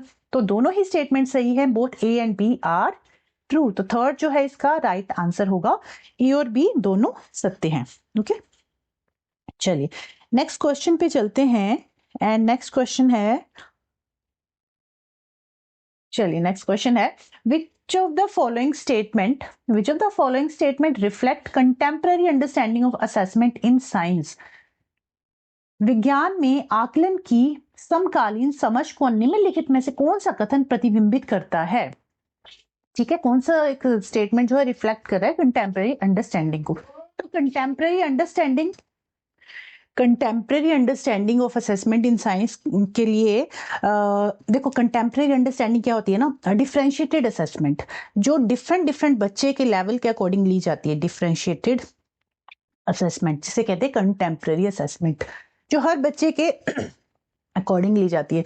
मान लो किसी बच्चे को लर्निंग डिसेबिलिटी है, तो उसकी जो मान लो कोई बच्चा देख नहीं पा रहा प्रॉपर या जिसको दिख नहीं रहा, तो ऐसा नहीं कि हम उसको बोल देंगे चल भाई तू ब्लैक बोर्ड पे डायग्राम ड्रॉ करके दिखा।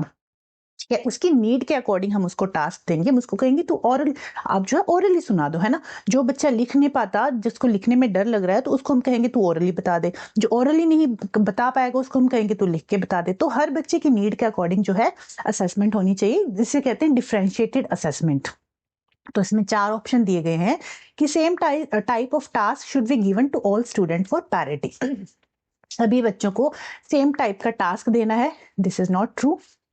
अभी बताया हर बच्चे की नीड के अकॉर्डिंग उसको टास्क देना है, उसकी कैपेबिलिटी के अकॉर्डिंग उसको टास्क देना है। सेकंड है use of scientific vocabulary should be the most important criteria for assessment, कि साइंटिफिक वोकैबुलरी जो है मोस्ट इंपॉर्टेंट क्राइटेरिया है असेसमेंट का, तो बच्चों को साइंटिफिक वोकैबुलरी के बारे में पता होना चाहिए, this is also not true.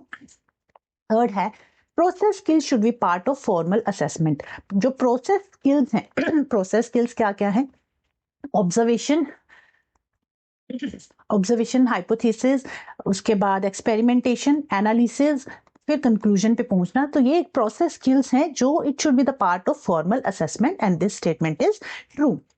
उसके अलावा जो फोर्थ स्टेटमेंट है, interdisciplinary project should not be used for assessment in science, this is not true, क्योंकि हमने अभी पढ़ा कि इंटरडिसिप्लिनरी अप्रोच जो है this is helpful in science. तो ऐसा कहना कि इंटरडिसिप्लिनरी प्रोजेक्ट जो है, जो अंतर विषय परियोजनाएं हैं, उनका उपयोग विज्ञान में आकलन के लिए नहीं होना चाहिए, दिस इज नॉट ट्रू। जो थर्ड स्टेटमेंट है, प्रक्रिया कौशल औपचारिक आकलन का भाग होना चाहिए, दिस स्टेटमेंट इज ट्रू। बाकी तीनों आपकी गलत हैं। ठीक है, चलिए नेक्स्ट क्वेश्चन पे चलते हैं। नेक्स्ट क्वेश्चन है, in order to make science classroom inclusive the teacher needs to, विज्ञान की समावेशी कक्षा बनाने के उद्देश्य से शिक्षक को आवश्यकता होगी, शिक्षक को क्या करना चाहिए?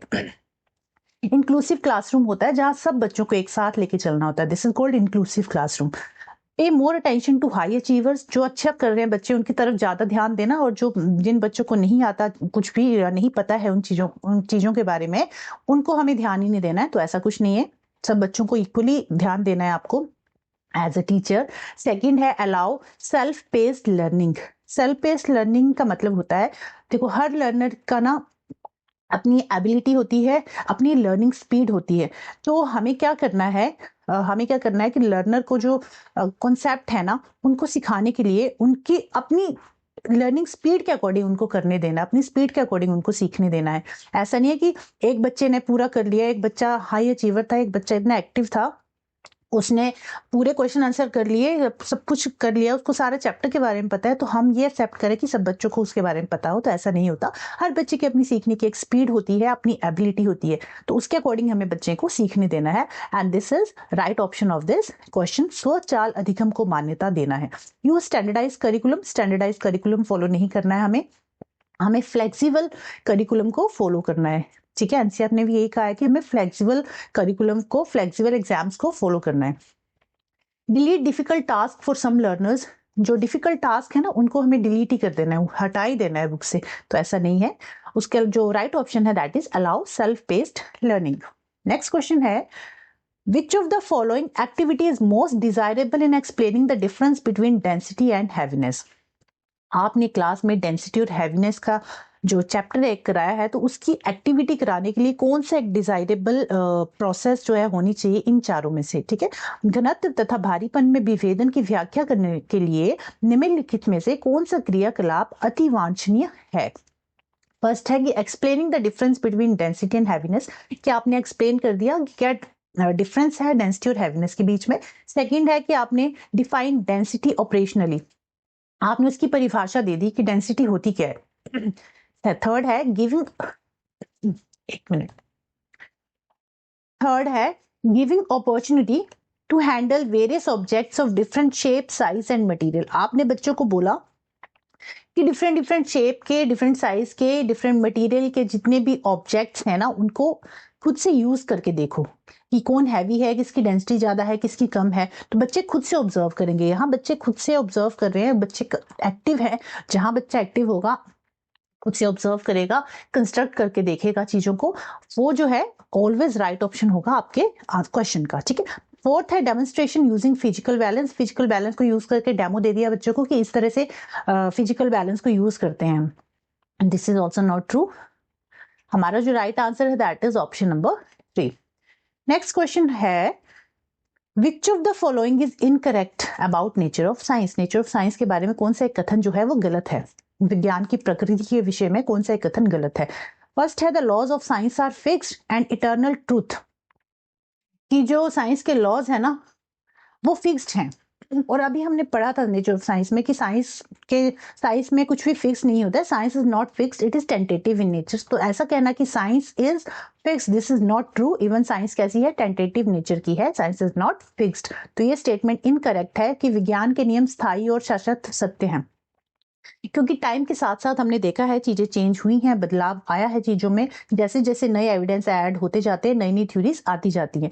तो ये कहना कि science are fixed and eternal truth is not true. Science is social and ever, of course it is, क्योंकि सोसाइटी और कल्चर का बहुत बड़ा योगदान है साइंस में। Science is dynamic and expanding body of knowledge, dynamic है और एक्सपेंडिंग बॉडी ऑफ नॉलेज है, कि एक्सपेंडिंग बॉडी ऑफ नॉलेज मतलब टाइम के साथ साथ चीजें उसमें एड ऑन होती गई हैं। There is no single method of science, this is also true, single method नहीं है साइंस का, there are so many methods. तो सेकंड ऑप्शन जो है, सॉरी फर्स्ट ऑप्शन जो है वो जो गलत है, और हमें गलत ही बताना था और गलत ही हमारा आंसर होगा क्योंकि इनकरेक्ट पूछा है ना। चलिए नेक्स्ट क्वेश्चन पे चलते हैं। which one of the following is not an aim of science education? कौन सा एक एम नहीं है साइंस एजुकेशन का? नोट का हमेशा याद ध्यान देना आप। निम्नलिखित में से क्या एक विज्ञान शिक्षा का उद्देश्य नहीं है? Science education should enable the learner to cultivate scientific temper, उद्देश्य नहीं है ये बताना है। तो फर्स्ट ऑप्शन तो सही है। It should enable the learner to imbibe the values of honesty, integrity and cooperation, जो बच्चा है लर्नर है ऑनेस्टी, इंटीग्रिटी और कोऑपरेशन सीखे, this is also true. Third है, it should enable the learner to remember the fact and principle by heart, कि वो चीजों को ना दिल से रट ले, रट्टा लगा ले चीजों को, फैक्ट को, प्रिंसिपल को, लॉस को दिल से रट्टा लगाए, जो कि गलत है। रट्टा नहीं लगाना है, रटना नहीं है आपको चीजों को, ठीक है, समझना है चीजों को, कंस्ट्रक्ट करके सीखना है। It should enable the learner to acquire skills including science process skills. Science process skills भी इंपॉर्टेंट रोल प्ले करते हैं साइंस एजुकेशन में। तो तीनों ही ऑप्शन सही है, थर्ड ऑप्शन सही नहीं है, ये आपका राइट आंसर होगा, ठीक है। Next question is statement A and statement B, दो स्टेटमेंट दिए हुए हैं। Theories and laws represent scientific knowledge, laws on verification become theories. First statement है कि थ्योरी और लॉज जो है ना साइंटिफिक नॉलेज को रिप्रेजेंट करते हैं, दिस इज ट्रू, ठीक है। जो सेकंड स्टेटमेंट है कि laws on verification become theories, कि लॉ जो है ना वेरीफाई होने के बाद थ्योरीज बन जाती हैं, so this is not true, क्योंकि मैंने अभी आपको स्टार्टिंग में बताया कि लॉज और थ्योरीज दोनों अलग हैं, दोनों डिफरेंट पर्पस सर्व कर रहे हैं। लॉ बताता है कि व्हाट डज दिस, थ्योरी बताता है व्हाई एंड दिस हैपन, ठीक है। तो लॉ एक स्टेटमेंट है, थ्योरी जो है उस स्टेटमेंट की एक एक्सप्लेनेशन है। तो law on verification become theory is not true, second statement गलत है, फर्स्ट स्टेटमेंट सही है। तो आपका राइट ऑप्शन होगा ऑप्शन नंबर 3, ए सत्य है और बी असत्य है। A is true, B is false. Next question है, which one of the following does not represent the idea of science? Science के आइडिया को रिप्रेजेंट नहीं कर रहा है, क्या विज्ञान की संकल्पना को नहीं दर्शा रहा है? It is a body of knowledge, ये तो सही है। It is an understanding of process for conducting inquiry, process को समझना, इंक्वायरी को करने के लिए, किसी चीज को एक्सप्लेन करने के लिए उस प्रोसेस को समझना, this is also true. It is developing different way of thinking, ये भी सही है। It is an understanding the steps of the scientific method, कि इसमें सिर्फ स्टेप्स को समझ लो, साइंटिफिक मेथड के स्टेप्स को समझ लो, यही जो है साइंस को रिप्रेजेंट कर रहा है। तो ये सिर्फ ये साइंस को रिप्रेजेंट नहीं कर रहा है, तो ये वैज्ञानिक विधि के चरणों की एक समझ है, इज नॉट ट्रू। यही हमारा राइट आंसर होगा ऑप्शन नंबर 4। देखो मैं कार्ड दे रही हूँ ना पहले, फिर मैं कह रही हूँ ये आंसर है, क्योंकि क्वेश्चन में पूछा ही रॉन्ग है, तो इसलिए मैं कार्ड दे रही हूँ उसको, ठीक है। फोर्थ ऑप्शन जो है राइट आंसर होगा आपके इस क्वेश्चन का। नेक्स्ट क्वेश्चन है, आज मेरा गला ज्यादा ही कुछ आवाज कर रहा है, मुझे ऐसा फील हो रहा है। चलो नेक्स्ट क्वेश्चन है, मेरी आवाज ज्यादा स्लो तो नहीं होगी ना? चलिए नेक्स्ट, एक मिनट, हाँ ये क्वेश्चन है। नेक्स्ट क्वेश्चन है कि research show that the teacher should wait for 5 seconds after asking a question. Which one of the following is not a benefit of wait time for students? कि research जो है, अनुसंधान दर्शाता है कि शिक्षकों को एक प्रश्न पूछने के उपरांत 5 सेकंड तक प्रतीक्षा करनी चाहिए। विद्यार्थियों के लिए प्रतीक्षा समय का निम्नलिखित में से क्या एक लाभ नहीं है? कि टीचर जब क्वेश्चन पूछता है ना क्लास में आपसे, तो उसको क्वेश्चन पूछने के बाद 5 सेकंड का वेट करना है, प्रतीक्षा करनी चाहिए, उसके बाद फिर बच्चों से पूछेगा। तो इससे क्या है, बच्चों को सोचने का टाइम मिल जाएगा, उस आंसर को मतलब उसके बारे में सोचने का टाइम मिल जाएगा, ज्यादा पॉइंट्स वो रिप्रेजेंट कर पाएगा टीचर के सामने, है ना। तो देखते हैं कौन सा एक बेनिफिट नहीं है, वो बताना है। Increase in number of students response, की ज्यादा बच्चे जो है, स्टूडेंट जो है रिस्पॉन्स करेंगे क्लास में, this is true. Decrease in students question, बच्चों की जो क्वेश्चन है ना वो कम हो जाएंगे, ऐसा कहना सही नहीं है। इंक्रीज इन अप्रोप्रिएट क्वेश्चन, काफी अप्रोप्रिएट क्वेश्चन जो है बच्चा पूछ पाएगा फिर उस कॉन्सेप्ट को लेके। Increase in length of students response, student जो अपना रिस्पॉन्स देगा, बच्चा जो अपना आंसर करेगा, उसकी जो लेंथ है वो इंक्रीज हो जाएगी, क्योंकि उसको एक्स्ट्रा टाइम मिल गया सोचने के लिए। तो ये कहना कि स्टूडेंट के जो क्वेश्चंस हैं वो कम हो जाएंगे पूछना, इज नॉट ट्रू, क्योंकि बच्चा तो क्वेश्चन ज्यादा पूछेगा, जब वो एक्टिव हो जाएगा, उसको क्वेश्चन समझ में आ जाएगा, तो ज्यादा रिस्पॉन्स करेगा। तो सेकंड स्टेटमेंट जो है सही नहीं है कि विद्यार्थियों के प्रश्नों में कमी हो जाएगी, इज नॉट ट्रू, और यही हमारा राइट आंसर है इस क्वेश्चन का, okay. Read the following statement A and B, दो स्टेटमेंट्स हैं, हमें बताना है कौन सा ऑब्जर्वेशन है, कौन सा इन्फेरेंस है, या फिर प्रिंसिपल है या फिर ऑब्जर्वेशन है। फर्स्ट स्टेटमेंट है कि metal conduct electricity, metal conduct electricity. Second statement, negative charge repel positive charge, की जो नेगेटिव चार्ज है ना वो पॉजिटिव चार्ज को रिपेल करता है। ठीक है, तो जो फर्स्ट स्टेटमेंट है मेटल कंडक्ट इलेक्ट्रिसिटी, ये एक स्टेटमेंट है, ये एक प्रिंसिपल है। ठीक है, ये एक स्टेटमेंट है कि मेटल जो है इलेक्ट्रिसिटी को कंडक्ट कर रहा है, जस्ट ये स्टेटमेंट है। ठीक है, तो metal conduct electricity is a statement, और negative charge repel positive charge ये हमने ऑब्जर्व किया, दिस इज आवर ऑब्जर्वेशन। तो जो ए है मेटल कंडक्ट इलेक्ट्रिसिटी, ये क्या है, ये एक प्रिंसिपल है, एक सिद्धांत है, एक लॉ है, और एक यू कैन से एक स्टेटमेंट है। मेटल कंडक्ट इलेक्ट्रिसिटी एक स्टेटमेंट है, negative charge repel positive charge हमने ये ऑब्जर्व किया। तो दिस इज आवर ऑब्जर्वेशन। तो ऑप्शन 3 जो है राइट आंसर होगा आपके इस क्वेश्चन का। नेक्स्ट क्वेश्चन है, which of the following does not describe the task of engaging students in performing experiment given in text book, कि does not describe the task of engaging student in performing experiment given in textbook। अच्छा, पाठ्य पुस्तक में दिए गए प्रयोगों को संपादित करने में विद्यार्थियों को व्यस्त रखने के लिए कार्य को निम्नलिखित में से कौन व्याख्या नहीं करता। मतलब इन चारों में से कौन सा एक ऑप्शन नहीं होगा, कौन सा एक ऑप्शन ये बताता है कि बच्चे जो हैं एंगेज रहे हैं, एक्सपेरिमेंट कर रहे हैं, वो एक्टिविटी कर रहे हैं जो उनकी टेक्स्ट बुक में दी हुई है। तो इस चीज को वो सपोर्ट नहीं कर रहा है, कौन सी एक चीज जो है इस चीज को सपोर्ट नहीं कर रही है। ठीक है, देखो उससे पहले ये चारों चीजें आपको पता होनी चाहिए। Structured inquiry, guided inquiry, open inquiry, directed inquiry में डिफरेंस क्या है। ठीक है, देखो डायरेक्टेड इंक्वायरी क्या होती है ना, डायरेक्टेड इंक्वायरी होती है जहां टीचर जो है बच्चे को टॉपिक दे रहा है, बच्चे को टॉपिक दिया टीचर ने, उसके अलावा बच्चे को प्रोसीजर भी बताया कि इस टॉपिक को इस तरह से प्रैक्टिकली कर रहा है, वो इस तरह से एक्सपेरिमेंट करना है, उसका प्रोसीजर बता दिया टीचर ने। उसके बाद रिजल्ट और कंक्लूजन भी टीचर ही बता रहा है बच्चे को कि फाइनल रिजल्ट और फाइनल कंक्लूजन जो है ये आएगा। मतलब बच्चा जो है प्रैक्टिकल खुद कर, टीचर जो है बच्चे को प्रैक्टिकल करके दिखा रहा है। ठीक है, दैट इज डायरेक्टेड इंक्वायरी, जहां पूरा जो काम है ना वो टीचर खुद ही कर रहा है, टॉपिक भी टीचर ने ही सिलेक्ट किया, प्रोसीजर भी टीचर ही खुद ही बता रहा है, रिजल्ट भी खुद ही बताएगा कि ये रिजल्ट आएगा, ये कंक्लूजन होगा। तो this is called directed inquiry. Okay, उसके बाद अगर स्ट्रक्चर्ड इंक्वायरी की बात करें तो स्ट्रक्चर्ड इंक्वायरी में टीचर ने बच्चे को टॉपिक दे दिया, बच्चे को प्रोसीजर बता दिया कि ये जो टेस्ट है, ये जो एक्सपेरिमेंट है वो इस तरह से होगा, अब रिजल्ट तुम फाइंड आउट करोगे। प्रोसीजर बता दिया और टॉपिक भी बता दिया, बट रिजल्ट जो है बच्चा खुद से फाइंड आउट कर रहा है उस एक्टिविटी का, उस एक्सपेरिमेंट का। This is called structured inquiry. ठीक है, डायरेक्टेड इंक्वायरी में सब कुछ टीचर प्रोवाइड कर रहा है, टॉपिक भी, प्रोसीजर भी, रिजल्ट भी। स्ट्रक्चर्ड इंक्वायरी में टीचर ने टॉपिक और प्रोसीजर तो बता दिया बट रिजल्ट नहीं बताया, बच्चे को कहा कि रिजल्ट तुम खुद से फाइंड आउट करोगे। ठीक है, उसके अलावा गाइडेड इंक्वायरी में क्या किया, टीचर ने बच्चे को सिर्फ टॉपिक दिया और बच्चा प्रोसीजर और रिजल्ट खुद फाइंड आउट करेगा, प्रोसीजर भी वो खुद ही करेगा और रिजल्ट भी वो खुद ही बनाएगा। ठीक है, फॉर एग्जांपल एक टॉपिक से बताती हूँ आपको। देखो मान लो टीचर ने टॉपिक एसिड बेस वाला लिया। ठीक है, एसिड बेस में टीचर ने फाइंड आउट करने के लिए कहा कि फाइंड आउट करो कि कौन सा सब्सटेंस एसिड है, कौन सा बेस है। तो उसने टॉपिक बता दिया, उसने प्रोसीजर भी बता दिया और उसने रिजल्ट भी बता दिया कि लेमन जो है एसिडिक है और जो बेकिंग सोडा है वो आपका बेसिक है, उसने चेक करके बता दिया लिटमस पेपर से। This is called directed inquiry, जहां टीचर ने सब कुछ ही बता दिया बच्चे को। अब स्ट्रक्चर्ड इंक्वायरी में क्या होगा, टीचर ने बच्चे को टॉपिक बता दिया, प्रोसीजर बता दिया और उसने कुछ सब्सटेंसेस दे दिए एसिडिक और बेसिक सिटी चेक करने के लिए, दो तीन चीजें दे दी कि बताओ कौन सा एसिडिक है, कौन सा बेसिक है। This is called structured inquiry. Guided inquiry में टीचर ने सिर्फ टॉपिक दिया कि तुम्हें एसिडिक और बेसिक सब्सटेंस बताना है, ये आपका टॉपिक है, अब इसका प्रोसीजर क्या है, रिजल्ट क्या आएगा वो तुम मुझे बताओगे। तो this is called guided inquiry. Okay, उसके अलावा जो ओपन इंक्वायरी है, ओपन इंक्वायरी में जरूरी नहीं है कि जो टॉपिक है वो टेक्स्ट बुक से ही होना चाहिए, टेक्स्ट बुक का ही होना चाहिए। टॉपिक बच्चा खुद से सिलेक्ट करेगा, प्रोसीजर भी खुद ही फॉलो करेगा, रिजल्ट भी खुद ही बनाएगा। तो ओपन इंक्वायरी में जो टॉपिक होगा ना वो बुक से, टेक्स्ट बुक से है ऐसा जरूरी नहीं है, वो टॉपिक उसका खुद का होगा।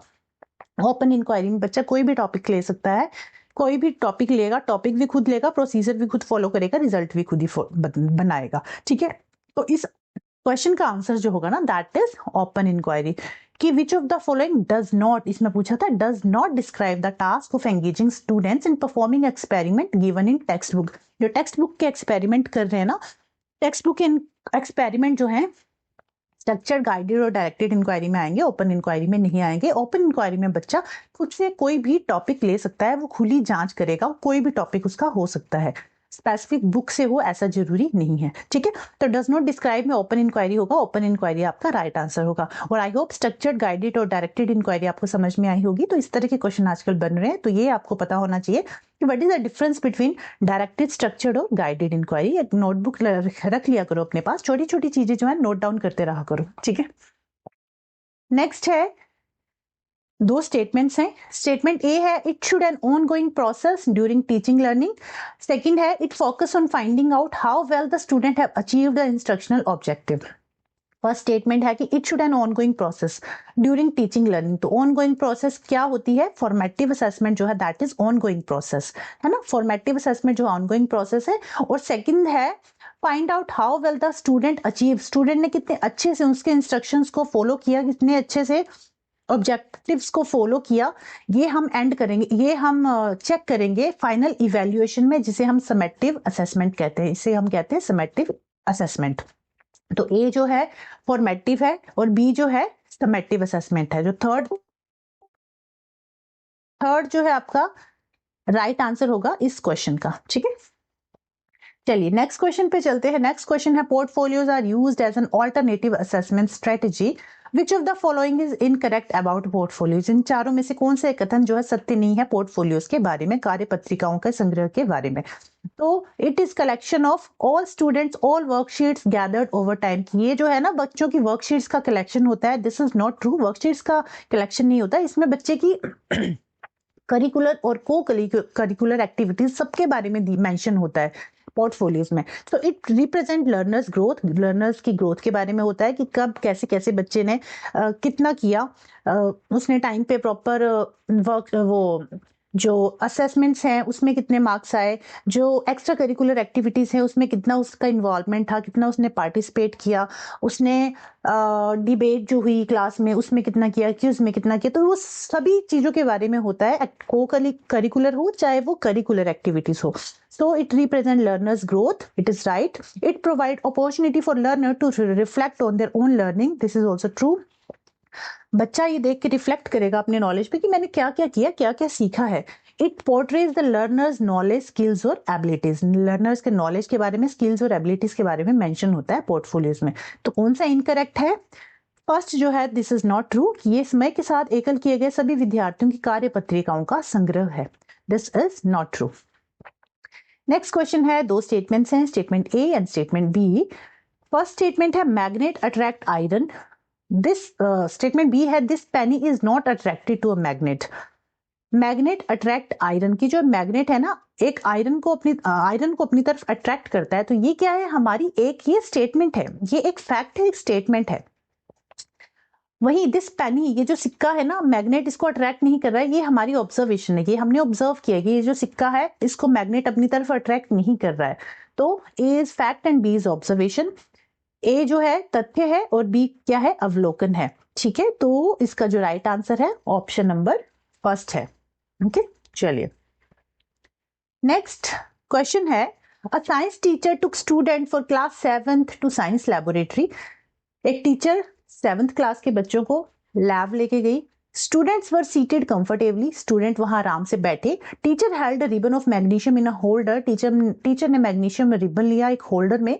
Then she brought the tip of ribbon near a candle flame, उस रिबन को वो कैंडल फ्लेम के पास लेके गई, मतलब वो मैग्नीशियम रिबन की बर्निंग को बच्चों को बता रही है। It burned with a brilliant white light. Physical और केमिकल चेंज के बारे में पढ़ा रही होगी वो टीचर। तो उसने क्या किया, एक मैग्नीशियम रिबन को बर्न किया और उसमें से व्हाइट लाइट निकली। ये देखा बच्चों ने। Students carefully observed and record observation in their practical files. बच्चों ने केयरफुली चीजों को ऑब्जर्व किया और जो ऑब्जर्वेशन था उसको रिकॉर्ड किया अपनी प्रैक्टिकल फाइल्स में। विच one of the following strategy is the teacher using. यहाँ बच्चा टीचर जो है कौन सी स्ट्रेटेजी को फॉलो कर रही है? प्रयोगशाला प्रक्रम, प्रदर्शन, परियोजना कार्य या क्षेत्र कार्य। तो देखो सारी चीजें टीचर ने ही एक्सप्रेस की, टीचर ने ही प्रेजेंट की। तो टीचर क्या कर रहे हैं यहाँ पे? डेमोन्स्ट्रेट कर रहा है, टीचर ने डेमो दिया। ऑल्दो कई बच्चे ना इसमें गलती करके आएंगे, वो लैबोरेटरी मेथड टिक करके आएंगे, ये तो मुझे पता है, क्योंकि लैब में अगर कोई एक्टिविटी हो रही है, इट डजंट मीन कि वो लैबोरेटरी मेथड है। लैबोरेटरी मेथड वो तब होगा जब बच्चे खुद लैब में जाके खुद से काम कर रहे हैं, खुद से कोई भी प्रोसेस कर रहे हैं, टाइट्रेशन कर रहे हैं, जब बच्चा खुद से कुछ काम कर रहा है लैब में जाके, दैट इज लैबोरेटरी मेथड। बच्चे लैब में तो गए हैं पर डेमो टीचर ने दिया है, तो दिस इज डेमोन्स्ट्रेशन मेथड, प्रदर्शन होगा ये, ठीक है। चलिए नेक्स्ट क्वेश्चन है, read the statement given below and statement A statement B, दो स्टेटमेंट्स दी गई हैं। फर्स्ट स्टेटमेंट है कि it is an inferred explanation of observable event, ये एक एक्सप्लेनेशन है किसी इवेंट की। सेकंड है इट इज अ स्टेटमेंट, ये एक स्टेटमेंट है about the relationship among observable event, किसी इवेंट की ये स्टेटमेंट है। तो हमने अभी पढ़ा था, पीछे पढ़ के आए थे कि लॉज और थ्योरीज में लॉ जो होता है ये क्या होती है, एक स्टेटमेंट होती है, और थ्योरी क्या होती है, ये एक एक्सप्लेनेशन होती है। थ्योरी क्या होती है, ये एक्सप्लेनेशन होती है। तो एक्सप्लेनेशन क्या है, थ्योरी है, तो ए क्या है, थ्योरी है, बी क्या है, लॉ है। तो A is theory and B is law, second जो है आपका राइट आंसर होगा। ए सिद्धांत के विषय में है और बी नियम के विषय में है, ठीक है। चलिए क्वेश्चन को जब भी आप पढ़ोगे ना, एक बार अगर आपको समझ नहीं आता, 2 बार पढ़ो, 3 बार पढ़ो, बट टाइम का ध्यान भी रख लेना, ऐसा नहीं कि क्वेश्चन नहीं पढ़ते रहो, ध्यान से क्वेश्चन पढ़ोगे तभी आप आंसर तक पहुंच पाओगे। और चीजें आपकी जो ना क्लियर होनी चाहिए, अगर आपकी कॉन्सेप्ट क्लियर है तो आपको टाइम नहीं लगेगा आंसर सॉल्व करने में, ठीक है। चलिए नेक्स्ट क्वेश्चन पे चलते हैं। नेक्स्ट क्वेश्चन है, आई थिंक आपके 30 क्वेश्चन तो हो ही गए होंगे, है ना, इतने हो ही गए हैं ऑलमोस्ट। Next question है, which of the following is not an appropriate purpose of conducting scientific inquiry in science classroom? विज्ञान की कक्षा में वैज्ञानिक जांच संचालित करने के लिए निम्नलिखित में से क्या एक उपयुक्त उद्देश्य नहीं है? कौन सा उपयुक्त उद्देश्य नहीं है? Designing investigation based on the question, using instrument technology mathematics in conducting investigation। देखो फर्स्ट स्टेटमेंट तो सही है कि इन्वेस्टिगेशन तो हम करेंगे क्वेश्चन को डिजाइन करने के लिए। सेकंड है कि इंस्ट्रूमेंट टेक्नोलॉजी और मैथ को यूज करना ड्यूरिंग इन्वेस्टिगेशन, ये भी हम करेंगे। हमें बताना है जिसको हम फॉलो नहीं करेंगे, ये बताना है ना, not an appropriate purpose. Third है communicating scientific findings for critique and review by others, कि क्या जो वैज्ञानिक है उन्होंने किस वैज्ञानिक ने की कितनी आलोचना हुई है और समीक्षा हुई है, ये हमें बताना है। फोर्थ है increasing body of knowledge including fact of science, कि साइंस में टाइम के साथ साथ कितने चेंजेस हुए। तो not an appropriate purpose. Okay, so fourth option जो है increasing body of knowledge including fact of science, it is not an appropriate purpose out of these 4। ये चारों में से जो फोर्थ ऑप्शन है increasing body of knowledge including fact of science is not appropriate purpose for scientific inquiry. Scientific inquiry क्या होती है, जहां बच्चा जो है एक्टिवली पार्टिसिपेट कर रहा है, साइंटिफिक इंक्वायरी के जो स्टेप्स हैं उनको फॉलो कर रहा है। बट ये जो फोर्थ ऑप्शन है इसमें वो किसी स्टेप को, साइंटिफिक इंक्वायरी के जो स्टेप्स हैं, ऑब्जर्वेशन, हाइपोथेसिस, जो उसके अलावा एनालिसिस, एक्सपेरिमेंट, एनालिसिस, कंक्लूजन, किसी स्टेप को फॉलो नहीं कर रहा है। उसमें से बच्चे को ये बताया जा रहा है कि साइंस ने किस तरह से टाइम के साथ साथ डेवलपमेंट हुई है, तो किस तरह से इंक्रीज किया है, तो मतलब उसके जो टाइम के साथ साथ कैसे चेंजेस आए हैं। तो ये कहना is not an appropriate purpose. जो फोर्थ स्टेटमेंट है ना, ये कोई अप्रोप्रिएट पर्पस नहीं है किस चीज का, साइंटिफिक इंक्वायरी का। जो फोर्थ ऑप्शन है राइट आंसर होगा आपके इस क्वेश्चन का। नेक्स्ट क्वेश्चन है, read the statement given below. Statement A है कि technology is an application of science, it develop once science concepts are discovered. एक मिनट, यस, टेक्नोलॉजी जो है it is an application of science और it develop once science concepts are discovered. Statement B है कि technology can advance on its own, कि technology अपने आप में ही एडवांस हुई है, तो ऐसा कहना इज नॉट ट्रू, बिकॉज जो साइंस है, चलो सॉरी थोड़ी डिस्टर्बेंस हो गई थी। चलो स्टेटमेंट ए है कि technology is an application of science, it develop one science concepts are discovered, कि साइंस टेक्नोलॉजी जो है एप्लीकेशन है किसका, साइंस का, मतलब इट डेवलप, ये साइंस के बाद डेवलप हुई है, तो दिस इज ट्रू, पहले साइंस डेवलप हुआ उसके बाद फिर टेक्नोलॉजी आई, है ना। तो ये कहना, जो फर्स्ट स्टेटमेंट है ये कहना कि technology is application of science और it develop one science concepts are discovered, तो दिस इज ट्रू। साइंस पहले आई उसके बाद फिर टेक्नोलॉजी आई। साइंस में क्या सीखते हैं हम, कि साइंस जो है ना you can say why and how this happen, क्यों हुआ कैसे हुआ वो हम साइंस में पढ़ रहे हैं, और इसको जब हम अप्लाई करेंगे मतलब इसका जो प्रैक्टिकल नॉलेज है that is technology. You can से जो थ्योरेटिकल नॉलेज है वो साइंस है, साइंस में हमने क्या सीखा उसको जब हम अप्लाई कर रहे हैं किसी चीज पे प्रैक्टिकली दैट इज टेक्नोलॉजी। और मान लो एक एग्जांपल देती हूँ, आपने पढ़ा इलेक्ट्रिसिटी और उसके लॉस पढ़े कि इलेक्ट्रिसिटी क्या है उसके लॉस क्या है, ये क्या है साइंस में आपने पढ़ा। और जब आपने इलेक्ट्रिक बल्ब बनाया, मोटर बनाया, जनरेटर बनाया, तो इस आपने साइंस को अप्लाई किया, इलेक्ट्रिसिटी को अप्लाई किया इन चीजों में, बल्ब में, जनरेटर में, मोटर में, है ना। तो दिस इज टेक्नोलॉजी। तो साइंस के बाद टेक्नोलॉजी आई, तो ये स्टेटमेंट सही है। जो सेकंड स्टेटमेंट है कि technology can advance on its own, तो टेक्नोलॉजी अपने आप एडवांस नहीं हुई ऑन इट्स ओन, टेक्नोलॉजी जो है अकेली नहीं है, it is connected with science, it is linked with science.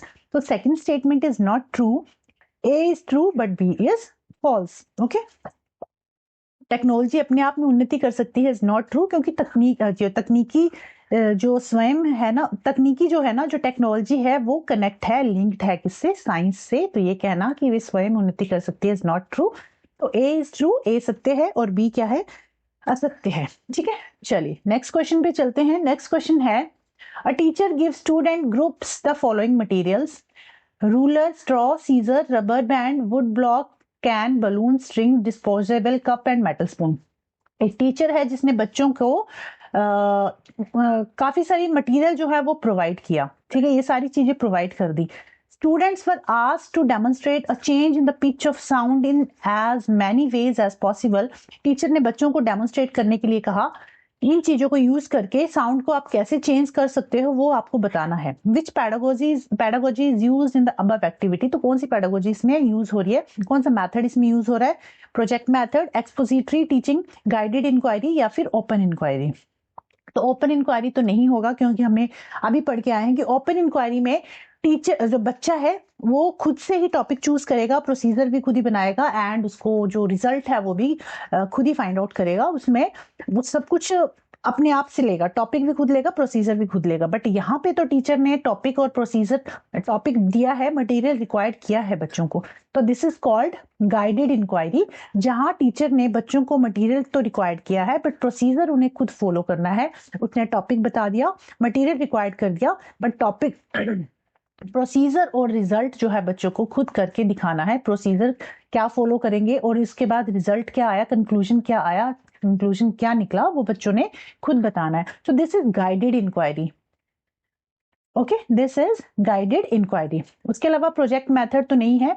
और एक्सपोजिटरी टीचिंग होता है लेक्चर मेथड, जहाँ पे लेक्चर मेथड, जहाँ पे टीचर जो है बच्चे को लेक्चर दे रही है, ठीक है, this is expository teaching, direct instruction दे रही है, डायरेक्ट एक लेक्चर दे रही है, this is teacher centred approach. Okay, तो इसका जो राइट आंसर होगा दैट इज ऑप्शन 3। ये क्या है, एक निश्चित जांच है, गाइडेड इंक्वायरी है, जहां बच्चे को मटेरियल रिक्वायर्ड किया गया है, टॉपिक बताया गया है, सिर्फ प्रोसीजर और रिजल्ट बच्चे को खुद से फॉलो करना है। ओके, तो इसका राइट आंसर ऑप्शन नंबर 3। आई होप आपको क्वेश्चन जो है समझ में आ रहे होंगे एंड चीजें समझ में आ रही होंगी। रटना ही, ये चीजों को समझना है, कॉन्सेप्ट को क्लियर करना है, ठीक है। नेक्स्ट क्वेश्चन है read A and B given below. दो स्टेटमेंट्स हैं, दोनों को रीड कीजिए। स्टेटमेंट ए है there are many bubbles in the test tube containing the water plants. एक टेस्ट ट्यूब है जिसमें वाटर प्लांट को रखा गया है और उन्होंने देखा, ये ऑब्जर्व किया कि काफी सारे बबल जो है उस टेस्ट ट्यूब से निकल रहे हैं। The plant must be creating the bubbles. तो सेकंड स्टेटमेंट है कि माइट बी, ये जो बबल्स है ना ये प्लांट क्रिएट कर रहा है। तो फर्स्ट स्टेटमेंट जो है ये क्या है, there are many bubbles the test tube, ये हमारी एक ऑब्जर्वेशन है, अपने सेंसेस को यूज करके हमने ऑब्जर्व किया कि इस प्लांट से ना, ये जो टेस्ट ट्यूब है जिसमें हमने प्लांट डाला है इससे काफी बबल्स आ रहे हैं। तो ये क्या है, हमारी ऑब्जर्वेशन है। उसके बाद the plant must be creating the bubbles, ये हमारा इन्फ्रेंस है, ये हमारा कंक्लूजन है कि ये जो बबल्स है ना ये इस प्लांट के निकल रहे होंगे। तो ये हमारा जो है इन्फ्रेंस है, ये हमारा कंक्लूजन है। तो इसका जो राइट आंसर होगा ए इज ऑब्जर्वेशन, ए अवलोकन है और बी क्या है, इन्फ्रेंस है, बी निष्कर्ष है। ओके, नेक्स्ट क्वेश्चन पे चलते हैं। नेक्स्ट क्वेश्चन है which of the following is an example of integrated process skill. कौन सा एक एग्जाम्पल इंटीग्रेटेड प्रोसेस स्किल का है, इंटीग्रेशन हो रही है, मतलब इंटीग्रेटेड वे में टीचिंग कराई जा रही है, कौन से एक टॉपिक में, कौन से एक पॉइंट में। फर्स्ट स्टेप है measuring the volume of lungs, lung capacity volume of lungs को मेजर कर रहे हैं, तो इसमें तो सिर्फ साइंस ही है, इसमें किसी और चीज के साथ इंटीग्रेट हम नहीं कर रहे हैं, हमें बताना है इंटीग्रेटेड प्रोसेस स्किल कहाँ यूज हो रही है। सेकेंड है estimating the distance between the class and canteen in school. Distance को हम मेजर कर रहे हैं, इसमें भी एक ही सब्जेक्ट पढ़ाया जा रहा है। Distance between the class and canteen, class और कैंटीन के बीच में कितना डिस्टेंस है, इसमें किसी और चीज को हम इंटीग्रेट नहीं कर रहे हैं, ये भी नहीं होगा। थर्ड है predicting the growth of a plant during the 4th week based on data recorded for previous 3 weeks. अब उसने जो डेटा प्लान किया है, डेटा में हम क्या करते हैं, मैथ्स का यूज करते हैं, मैथमेटिकल एक्सप्रेशंस का यूज करते हैं, है ना। और उस ग्रोथ ऑफ अ प्लांट, जहां प्लांट की जो ग्रोथ हम मेजर कर रहे हैं, दिस इज साइंस। तो इसमें क्या है, साइंस और मैथ दोनों को ही हम यूज कर रहे हैं, तो साइंस और मैथ दोनों का इंटीग्रेशन कहाँ हो रहा है, ऑप्शन नंबर 3 में। कि पूर्व 3 सप्ताहों पर रिकॉर्ड किए गए आंकड़ों के आधार पर चौथे सप्ताह के दौरान पौधे की वृद्धि का पूर्वानुमान लगाना। ओके, तो this is right option of this question. Option number 3 right answer होगा। ठीक है, तो इसमें राइट ऑप्शन है option number 3, manipulating temperature and recording observation to find out how fermentation is affected by temperature, तो ये भी नहीं होगा, राइट ऑप्शन ऑप्शन नंबर 3 है। नेक्स्ट क्वेश्चन है read statement A and B given below. Statement A है कि assessment of student through the inquiry lessons, बच्चों की असेसमेंट लेना थ्रू द हर लेसन के बाद। बी है assessment at the end of the syllabus to check whether the instruction objectives are achieved और not. First statement जहां पे हर chapter के बाद हम असेसमेंट ले रहे हैं, दैट इज फॉर्मेटिव असेसमेंट। वो क्या होगा, फॉर्मेटिव असेसमेंट। और जो एंड में, साल के एंड में जो हम एग्जाम लेते हैं, फाइनल एग्जाम, दैट इज वो क्या है, वो है हमारा समेटिव असेसमेंट। वो क्या है, समेटिव असेसमेंट। तो जो ए है, A formative and B is summative. Classroom these days, which of the following is incorrect about journals. कि इन दिनों विज्ञान की कक्षा में पत्रिका प्रविष्टियों को प्रोत्साहन दिया जा रहा है। जर्नल लिखो बच्चों को, ये प्रोत्साहन किया जा रहा है। तो पत्रिकाओं के संबंध में निम्नलिखित में से क्या गलत है, तो कौन सी एक स्टेटमेंट गलत है जर्नल्स के बारे में, पत्रिकाओं के बारे में। ठीक है, तो फर्स्ट स्टेटमेंट है इट में involve engaging students in writing a response to a specific question, तो ये तो सही है। ये तो इनकरेक्ट नहीं है कि बच्चे जो है अपना रिस्पॉन्स लिखने में बिजी हैं, स्पेसिफिक क्वेश्चन का जो रिस्पॉन्स लिख रहे हैं उसमें एंगेज्ड हैं, दिस इज ट्रू, हमें इनकरेक्ट बताना है। सेकंड है इट प्रमोट्स रिफ्लेक्टिव लर्निंग, उनकी जो लर्निंग है उसको रिफ्लेक्ट कर रहा है वो, this is also true. It is expository writing, जो जर्नल है ना ये एक एक्सपोजिटरी राइटिंग है। फोर्थ है it is for comprehension based convergent question, it is expository writing, this is true, क्योंकि एक्सपोजिटरी राइटिंग में ना हम ये लिखते हैं कि how and why this is important, proper एक एक्सप्लेनेशन होती है कि ये जो हुआ इसके पीछे का रीजन क्या है, this is called proper explanation, तो दिस इज एक्सपोजिटरी राइटिंग। देखो 2-3 तरह की राइटिंग होती है, मैं थोड़ा सा बता देती हूँ। एक होती है नरेटिव राइटिंग, नरेटिव, अब एक्सपोजिटरी राइटिंग पे क्वेश्चन है तो बाकियों पे भी बन सकता है, तो बाकी भी आपको पता होनी चाहिए। नरेटिव राइटिंग होती है, एक होती है परसुएसिव राइटिंग, परसुएसिव राइटिंग, और third one is expository writing, expository. तो जो नरेटिव राइटिंग है ना उसमें क्या होता है, एक स्टोरी, नरेटर जो है एक स्टोरी बताता है, tales a story, tales a story. Persuasive writing में होता है ट्राई टू कन्विंस, किसी कोई एक ऐसा टॉपिक है जिसमें कन्विंस किया जा रहा है, किसी पर्सन को कन्विंस करने की कोशिश कर रहे हैं, दैट इज परसुएसिव। एक्सपोजिटरी होता है किसी भी चीज की एक्सप्लेनेशन और information, that is expository, explanation देना, क्यों हुआ, कैसे हुआ, इसके पीछे का क्या रीजन है, ठीक है, क्लियर फैक्चुअल एक्सप्लेनेशन होती है, दिस इज एक्सपोजिटरी राइटिंग। तो जो जर्नल्स हैं वो तो एक एक्सप्लेनेशन ही है, बट फोर्थ स्टेटमेंट जो है ये कहना कि it is for comprehension based convergent question, तो this is not convergent question. Convergent questions कैसे होते हैं, जिसमें सिर्फ उसको यस या नो या सिंगल वन वर्ड आंसर देना है, तो जो जर्नल है ये कन्वर्जेंट नहीं है, ये तो डाइवर्जेंट क्वेश्चन है, तो ये कहना कि ये कन्वर्जेंट क्वेश्चन है इज नॉट ट्रू। तो फोर्थ स्टेटमेंट जो है गलत है, और यही आपका आंसर भी है। ठीक है, ये आपका आंसर भी है फोर्थ ऑप्शन। मैं कट कर दे रही हूँ, उसका मतलब ये नहीं कि ये आंसर नहीं है, ठीक है, इनकरेक्ट था इसलिए मैंने गलत किया उसको, और यही आपका राइट आंसर है क्योंकि आपको इनकरेक्ट ही बताना था। ओके, चलिए नेक्स्ट क्वेश्चन पे चलते हैं। विच one of the following strategy does not address needs of diverse students in a science classroom. कौन सी एक स्ट्रेटेजी जो है ना, वो डाइवर्स स्टूडेंट जो एक एक्टिव लर्नर होता है ना, जिसको आप किसी भी तरीके से समझाओ, इतनी जल्दी वो चीज़ों को पकड़ लेता है, इतनी जल्दी चीज़ों को कैच कर लेता है, चाहे आप उसको ओरली समझाओ, डायग्राम के थ्रू समझाओ, प्रैक्टिकली करके दिखाओ, वो हमेशा एक्टिव रहता है क्लास में, वो हमेशा चीज़ों को जल्दी से सीख लेता है। तो ये कौन सी एक स्ट्रेटेजी जो है, it does not address the needs of diverse student. Cooperative learning groups, तो लर्निंग ग्रुप में तो जो बच्चा है वो मतलब ये तो इसकी डाइवर्स स्टूडेंट के लिए एक अच्छी चीज है। एक मिनट। ओके, तो जो फर्स्ट ऑप्शन है कोऑपरेटिव लर्निंग ग्रुप, उसमें तो बच्चा एक्टिव होगा, बट जो सेकंड ऑप्शन है lecture and demonstration by a teacher, इसमें जो है डाइवर्स स्टूडेंट के लिए से उस बच्चे के लिए ये चीज जो ना थोड़ा सा बोरिंग हो जाएगा, उसको चाहिए कि मैं खुद से एक्टिव रहूं। तो जब टीचर लेक्चर दे रहा है तो लेक्चर जो है एक एक्टिव नहीं माना गया है, ये एक पैसिव स्ट्रेटेजी है। और टीचर जो लेक्चर देना है ना, this is actually not a child centred, it is teacher centred. तो थर्ड ऑप्शन भी देख लेते हैं, bulletin board displaying culturally diverse information, इसमें भी बच्चा एक्टिव रहेगा। Hand on activity in groups, hand on activity करना, this is also good, but lecture and demonstration by a teacher जो है, it does not address the needs of diverse students. शिक्षक द्वारा व्याख्यान और प्रदर्शन करना, इसमें क्योंकि टीचर कर रहा है ना, उसको चाहिए कि बच्चा मैं खुद से एक्टिव रहूं, मैं खुद करूं। तो सेकंड ऑप्शन जो है that is not right, it does not address the need of diverse student. Okay, next question है from the following, identify the statement that is true about science. Science के बारे में सत्य है वो बताना है।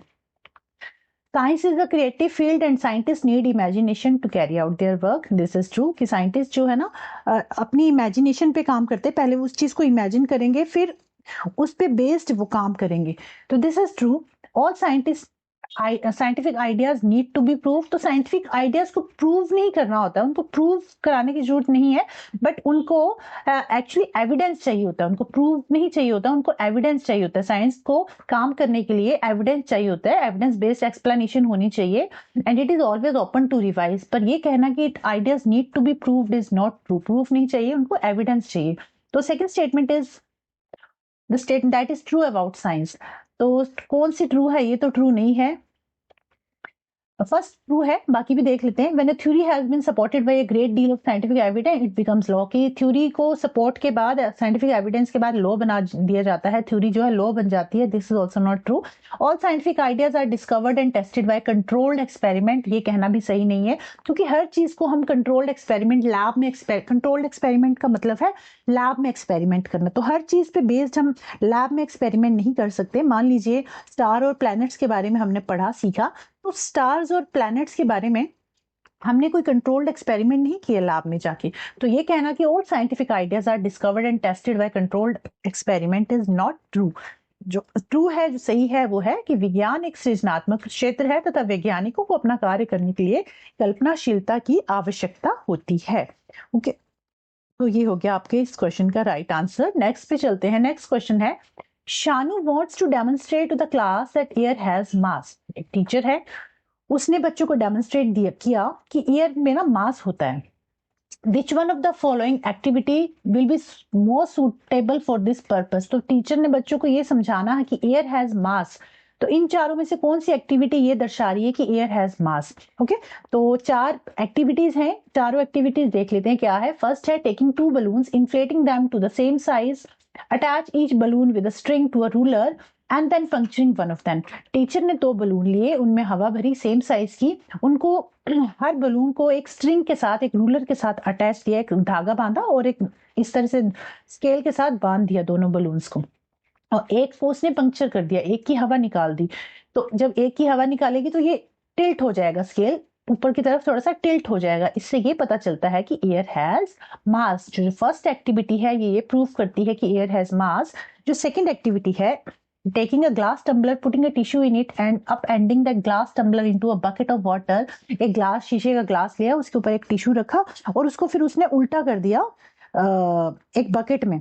तो ये वाली जो एक्टिविटी है ना, ये प्रूव नहीं कर रही कि एयर हैज मास। उसके अलावा नेक्स्ट है अच्छा, ये जो सेकंड स्टेटमेंट है ना, ये बता रही है कि जो एयर है ना वाटर को एंटर करने से रोक रही है टिश्यू के थ्रू, एयर जो है एंटर नहीं हो पा रही है, तो दिस इज नॉट प्रूव कि एयर हैज मास। वैसे तो फर्स्ट स्टेटमेंट में ही क्लियर हो गया कि एयर हैज मास, बट फिर भी मैं चारों ही ऑप्शन लेके चल रही हूँ ताकि चारों ही ऑप्शंस आपको एक्सप्लेन कर पाऊँ, ठीक है। बट एग्जाम में आपको ऐसा नहीं करना है। अगर आपके एक ऑप्शन से ही आपको आंसर मिल गया है तो आप उसको छोड़ेंगे और नेक्स्ट क्वेश्चन पे मूव इन करेंगे, ठीक है, मूव ऑन कर जाएंगे। मैं तो यहाँ आपको सारे ऑप्शंस समझाते हुए चल रही हूँ, तो ऐसा मत करना आप पेपर में चार ऑप्शन लेके बैठ जाओ। ओके, थर्ड ऑप्शन है taking an empty glass mug and upending into water and making children observe the bubbles of air rise। कैंटी ग्लास लेंगे एंड उसको आप उल्टा कर देंगे वाटर में, तो उसमें से ना इस तरह से जब बकेट में किसी ग्लास को उल्टा करेंगे तो यहाँ से बबल्स निकलना शुरू कर देंगे। तो ये जो बबल्स हैं ये शो करेगा कि एयर ऑक्यूपाई स्पेस, एयर जो है इट ऑक्यूपाई स्पेस। उसके अलावा फोर्थ जो है ये take a deflated balloon and putting it on the mouth of glass bottle. एक बलून लेंगे, उसको एक ग्लास की बॉटल है उसके ऊपर इस तरह से लगा देंगे and making the children observe the balloon inflate by putting the glass bottle in bath of boiling water. जब इस बॉटल को हमने बॉइलिंग वाटर में रखा तो क्या होगा कि ये जो खाली बलून आपने इस बॉटल के मुंह पे लगाया था ना, इसमें हवा भरनी शुरू हो जाएगी। तो इससे ये प्रूव हो रहा है कि एयर एक्सपैंड्स व्हेन हीटेड, ठीक है। एयर क्या कर रही है, एक्सपैंड कर रही है जब हम उसको हीट कर रहे हैं। तो एयर हैज मास कौन सी एक्टिविटी शो कर रही है, ऑप्शन नंबर 1 जो है ये एक्टिविटी शो कर रही है कि एयर हैज मास, जहां पे हमने क्या किया, दो गुब्बारे लेकर उन्हें एक समान आकार में फुलाकर प्रत्येक गुब्बारे को एक डोरी द्वारा मापनी से बांध दिया, तत्पश्चात उनमें से एक को पंक्चर कर दिया। तो इससे हम ये प्रूव करेंगे कि एयर हैज मास। ओके, ठीक है, नेक्स्ट क्वेश्चन पे चलते हैं। According to NCF 2005, according to NCF 2005, एक minute, according to NCF 2005, which of the following is recommended as an objective of upper primary stage science curriculum? NCF 2005 के द्वारा एक कौन सा एक ऑब्जेक्टिव है जो अपर प्राइमरी स्टेज में हमें फॉलो करना है, जो NCF द्वारा बताया गया है कि अपर प्राइमरी स्टेज में हमें इसको फॉलो करना है। फर्स्ट ऑप्शन है systematic experimentation needs to be introduced to verify theoretical principles। तो एनसीएफ में कहीं भी ये बात तो नहीं हुई है कि जो एक्सपेरिमेंट्स हैं उनको प्रूव करना है, वेरीफाई करना है। सेकंड है concept should be arrived at from activities. कोई भी कॉन्सेप्ट जो है उसको एक्टिविटीज के थ्रू बच्चों को सिखाना है, एक्सपेरिमेंट के थ्रू बच्चों को सिखाना है, हैंड ऑन एक्टिविटी करानी है बच्चों को, आउटसाइड द नॉलेज जो उनकी लाइफ है उसको outside the knowledge, outside the environment जोड़ना है। तो ये हमने पढ़ा है एनसीएफ में। उसके अलावा vocational education needs to be integrated with science, सिर्फ साइंस के साथ ही नहीं इंटीग्रेट करेंगे, हर सब्जेक्ट के साथ इंटीग्रेट कर सकते हैं। फोर्थ है concept should be taught through a disciplinary approach. तो कॉन्सेप्ट को डिसिप्लिनरी अप्रोच के थ्रू नहीं पढ़ाना है हमें, इंटरडिसिप्लिनरी, जहां पे इंटरडिसिप्लिनरी में क्या होता है, हर सब्जेक्ट को एक दूसरे के साथ जोड़ के पढ़ाया जाता है। डिसिप्लिनरी में तो आइसोलेटेड फॉर्म में हो गया ना, तो आइसोलेटेड फॉर्म में हमें किसी भी सब्जेक्ट को नहीं पढ़ाना है, हमें इंटीग्रेटेड फॉर्म में सब्जेक्ट को पढ़ाना है, इंटरडिसिप्लिनरी फॉर्म में पढ़ाना है। तो ये कहना भी सही नहीं है। जो सेकेंड स्टेटमेंट है ना, ये आपकी सही स्टेटमेंट है कि क्रियाकलापों प्रयोगों द्वारा प्रत्यय तक पहुंचना चाहिए, ये हमारी सही स्टेटमेंट होगी इस क्वेश्चन की। नेक्स्ट क्वेश्चन पे चलते हैं एंड क्वेश्चन है, देखते हैं कितने क्वेश्चन बचे। 1 2 3 4 5 6 7 8 9 10 11 12 13 14 15 16 17 18 क्वेश्चन रह रहे हैं अभी आपके। चलिए कोई नहीं, एक एक करके करते हैं।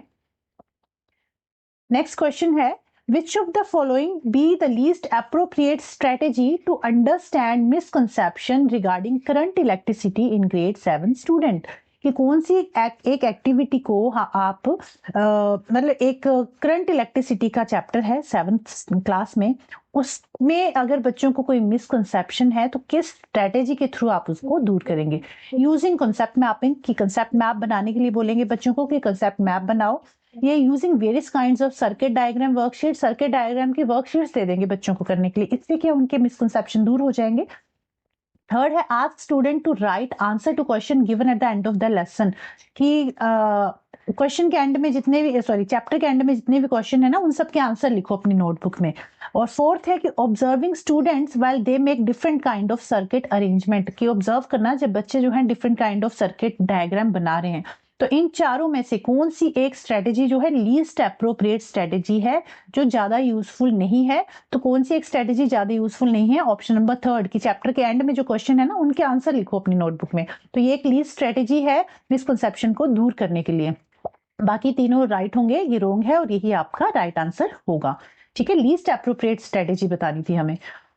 नेक्स्ट है, what kind of strategy will you use in order to help girl feel confident in your science classes, कि जो गर्ल्स है ना वो आपकी साइंस क्लास में कॉन्फिडेंट फील करें, उसके लिए आप क्या करोगे? Use gender sensitive language use करोगे। Second, invite women scientist to visit your classroom, women scientist को आप बुलाओगे अपनी साइंस क्लासरूम में, ताकि जो गर्ल चिल्ड्रन हैं वो मोटिवेट हो उनको देख के, और ये देख सके, सीख सके कि जो विमेन्स हैं, कुछ लोग ऐसे हैं ना जो कहते हैं कि जी विमेन साइंटिस्ट नहीं बन सकती, विमेन ये नहीं कर सकती, तो उससे क्या है, उनका ये जो स्टीरियोटाइप है वो दूर होगा कि विमेन नहीं कर सकती। जब विमेन साइंटिस्ट को आप लेके आओगे तो उनके अंदर भी एक ऊर्जा आएगी कि हाँ लड़कियां भी ये कर सकती हैं। थर्ड है, help girls to always dominate discussion in the science classroom, की जो लड़कियां हैं ना हमेशा जो साइंस में डिस्कशन हो रहा है या कोई डिबेट हो रही है तो उसमें जो है डोमिनेट करे वो लड़कों को, तो ऐसा नहीं करना है आपको। Help student in examining myth and stereotype about student, बच्चों को मिथ और स्टीरियोटाइप, जितने भी स्टीरियोटाइप और मिथ हैं साइंस के, उनके बारे उनको हेल्प करना, उनको एग्जामिन करना है कि ये मिथ और स्टीरियोटाइप जो है ये एक तरह का मिथ है, स्टीरियोटाइप है जो साइंस में एग्जिस्ट नहीं करता। कुछ मिथ ऐसे हैं ना कि ये कहते हैं कि जब लाइटनिंग होती है तो भगवान गुस्से होते हैं, तो ये एक मिथ है। और ये स्टीरियोटाइप है कि लड़कियां ये नहीं कर सकती, लड़कियां ऐसा नहीं कर सकती, तो ये स्टीरियोटाइप है जो हमें दूर करने हैं साइंस क्लास में। तो ए बी और डी जो है ना राइट आंसर होगा आपके क्वेश्चन का, A B and D. Next question है, which of the following best describe a divergent question. Divergent question, अब सारी सोच वाला क्वेश्चन, ठीक है। कौन सा प्रश्न है इसमें अब सारी सोच वाला, जहां बच्चा खुद से एक्सप्लेन करेगा, अपनी थिंकिंग यूज करेगा। कन्वर्जेंट क्वेश्चन होता है जिसमें सिर्फ यस और नो में आंसर कर सकते हो। डाइवर्जेंट होता है अपने विचार आप उसमें प्रकट कर सकते हो। तो फर्स्ट है, do you think all things expand on heating, ये डाइवर्जेंट क्वेश्चन है, इसमें तो यस और नो में आप आंसर कर रहे हो। What is the process of heat transfer in solid, liquid and gas, यहाँ पे आप एक्सप्लेनेशन देंगे। थर्ड है, what materials can you use to wrap ice to prevent from melting in summer, इसमें भी वन वर्ड में आंसर बता देंगे। What is the difference between heat and temperature, क्या डिफरेंस है हीट और टेम्परेचर में, ये भी आप रटा रटाया क्वेश्चन का आंसर लिख सकते हो। डाइवर्जेंट क्वेश्चन कौन सा है, सेकंड क्वेश्चन, कि what is the process of heat transfer in solid, liquid and gas, आप प्रॉपर एक्सप्लेनेशन करेंगे विद एग्जांपल, आप सोच के उसके बारे में लिखेंगे। तो ये जो सेकंड ऑप्शन है ना, ये डाइवर्जेंट क्वेश्चन है। नेक्स्ट क्वेश्चन है, content validity in science curriculum means, content validity क्या है साइंस करिकुलम में। कंटेंट वैलिडिटी होती है कि जो बच्चों को आप कंटेंट प्रोवाइड कर रहे हो साइंस का, वो बिल्कुल सही होना चाहिए, उसमें किसी तरह का मिसकंसेप्शन नहीं होना चाहिए, ठीक है, करेक्ट होना चाहिए। तो इसका जो राइट आंसर होगा that is conveying significant and scientifically correct content, और वो उसके एज के अकॉर्डिंग होना चाहिए। ऐसा नहीं है कि बच्चा 6 से 7 का है और आप उसको 10th 11th 12th की चीजें पढ़ा रहे हो, तो ऐसा नहीं होना चाहिए, ठीक है। तो it convey significant and scientifically correct content. और इसमें ये भी हो सकता है कि dilution of content as per the content level, पर डाइल्यूट नहीं करना है हमें चीजों को ना, हमें तो उसके लेवल, कॉग्निटिव लेवल के अकॉर्डिंग पढ़ाना है, बट चीजों को डाइल्यूट नहीं करना है, कम नहीं करना है। ओके, इसका जो राइट आंसर होगा सेकंड है कि बच्चों को उनके एज के, उनके मेंटल लेवल के अकॉर्डिंग, उनके कॉग्निटिव लेवल के अकॉर्डिंग चीजें पढ़ानी है, और जो चीजें हम पढ़ा रहे हैं साइंटिफिकली करेक्ट होनी चाहिए, उसमें किसी भी मिसकंसेप्शन को नहीं, मतलब कोई भी मिसकंसेप्शन नहीं होना चाहिए। तो सेकंड जो है इसका राइट आंसर होगा आपके इस क्वेश्चन का। नेक्स्ट है, in an inquiry based classroom which of the following is least suitable form of assessment, inquiry based classroom में कौन सा एक सबसे कम सुटेबल है, project, observation by teacher, reflection या फिर रिटन एग्जामिनेशन। तो इन चारों में से जो रिटन एग्जामिनेशन है वो लीस्ट सुटेबल है असेसमेंट के लिए, क्योंकि सिर्फ रिटन एग्जामिनेशन पे बेस्ड हम नहीं रह सकते, हमें हर चीज प्रोजेक्ट बेस्ड भी जो असेसमेंट है लेना चाहिए। ऑब्जर्वेशन, टीचर भी बच्चों को ऑब्जर्व करेगा कि बच्चे ने कितना किया, रिफ्लेक्शन और जर्नल्स में अपने पॉइंट ऑफ व्यू वो मेंशन करेगा, एक्सप्लेनेशन करेगा। बट जो फोर्थ ऑप्शन है सिर्फ रिटन एग्जामिनेशन, ये क्या है, लीस्ट सुटेबल फॉर्म है असेसमेंट का। ओके, नेक्स्ट है, Tashi has been asked to conduct remedial classes every Saturday, whom should she include in her remedial classes। Tashi ने, एक टीचर है जो हर सैटरडे के रेमेडियल क्लासेस करती है, तो उन रेमेडियल क्लासेस में उसको किसको इंक्लूड करना चाहिए, स्टूडेंट विद लर्निंग डिसेबिलिटी, के जिन बच्चों को लर्निंग डिसेबिलिटी है, जो स्लो लर्नर्स हैं, सिर्फ उन्हीं को वो इंक्लूड करे, उन्हीं को बुलाए, या student who have fallen behind for some reason, या फिर जिनका सब्जेक्ट, जिनका जो थोड़ा बहुत जो टॉपिक है वो छूट गए हैं तो उनको बुलाए। और students so that group work can be done, ये सभी बच्चों को ताकि ग्रुप वर्क किया जा सके। और student for sharing the examination pattern, या फिर सभी बच्चों को बुलाए ताकि वो एग्जाम में जो क्वेश्चन आने वाले हैं ना, एग्जाम का पैटर्न डिस्कस कर पाए। तो ऐसा नहीं करना है। जो फर्स्ट थर्ड तीन ऑप्शन है ए बी सी, ये सही ऑप्शन है। रेमेडियल क्लास ही उसको इसलिए इंक्लूड करनी चाहिए कि सब बच्चे उसमें इंक्लूड हो, ग्रुप में एक्टिविटी हो पाए। ठीक है, नेक्स्ट क्वेश्चन है, read the statement given below and choose the correct option. Assertion है कि concept mapping promote meaning making through active learning. जो बच्चा कंसेप्ट मैप बना रहा है ये क्या करता है, एक्टिव लर्निंग को प्रमोट करता है, तो this is true. Second reason है कि concept mapping helps student make connection between new ideas that they are attempting to visually represent and those that already exist in their minds। ठीक है, तो ये कहना कि कॉन्सेप्ट मैपिंग जो है ना, बच्चों के नए कनेक्शंस, जो उसका पुराना नॉलेज है मतलब उसको नए कनेक्शन, नया जो उसने सीखा है उसके साथ कनेक्ट करता है, कि पहले की जो उन्होंने चीजें सीखी हुई हैं और जो नई चीजें सीखी हैं उनके बीच का एक कनेक्शन बनाता है। तो ये कहना सही है। फॉर एग्जाम्पल, बच्चे ने पहले क्लास में पढ़ा था कि स्टेम क्या होती है, रूट क्या होती है, प्लांट में स्टेम और रूट का क्या काम है, अब और लीफ क्या करती है। अब बच्चे ने फोटोसिंथेसिस की प्रोसेस पढ़ी, तो फोटोसिंथेसिस में उसने देखा कि स्टेम और मतलब ये जो लीव्स हैं, लीव्स का इंपॉर्टेंट रोल है फोटोसिंथेसिस में। तो कुछ प्लांट्स के पार्ट्स उसको पहले से ही पता था कि प्लांट्स के किस पार्ट का क्या काम है, बट जब उसने फोटोसिंथेसिस पढ़ा तो उसको ये पता चला कि अच्छा, फोटोसिंथेसिस में ना लीव्स का इंपॉर्टेंट रोल होता है। तो उसने पुराने नॉलेज को नए नॉलेज के साथ कनेक्ट करके कंसेप्ट मैप बनाया। उसने फोटोसिंथेसिस को सेंटर में रखा, हर प्लांट पार्ट को साइड में रखा, और लीव्स के बारे में उसने स्पेशली बताया कि लीव्स में स्टोमेटा के थ्रू जो है फोटोसिंथेसिस हो रही है। तो ये कहना भी सही है। उसने क्या किया, पुराने नॉलेज को नए नॉलेज से कनेक्ट किया। तो both A and R are true and R is the correct explanation of this assertion. तो फर्स्ट स्टेटमेंट जो है ना सही आंसर होगा आपके इस क्वेश्चन का। नेक्स्ट क्वेश्चन है, which of the following can be considered as most suitable rational for team teaching. आजकल टीम टीचिंग का भी काफी चल रहा है, काफी क्वेश्चन भी पूछे जा रहे हैं इसमें से। तो टीम टीचिंग हमें क्यों करनी है, क्योंकि जो टीम टीचिंग कराई जा रही है, तो टीम टीचिंग कराने का मतलब क्या है, मोस्ट सुटेबल रैशनल है क्या एक्चुअली। निम्नलिखित में से किसे टीम शिक्षण के लिए सबसे उपयुक्त तर्काधार के रूप में शामिल किया जा सकता है। It makes the task of assessment easier, इससे जो असेसमेंट लेना है वो आसान हो जाएगा। It is helpful in increasing student participation, student जो है ज्यादा पार्टिसिपेट कर पाएंगे, इसलिए टीम टीचिंग होनी चाहिए।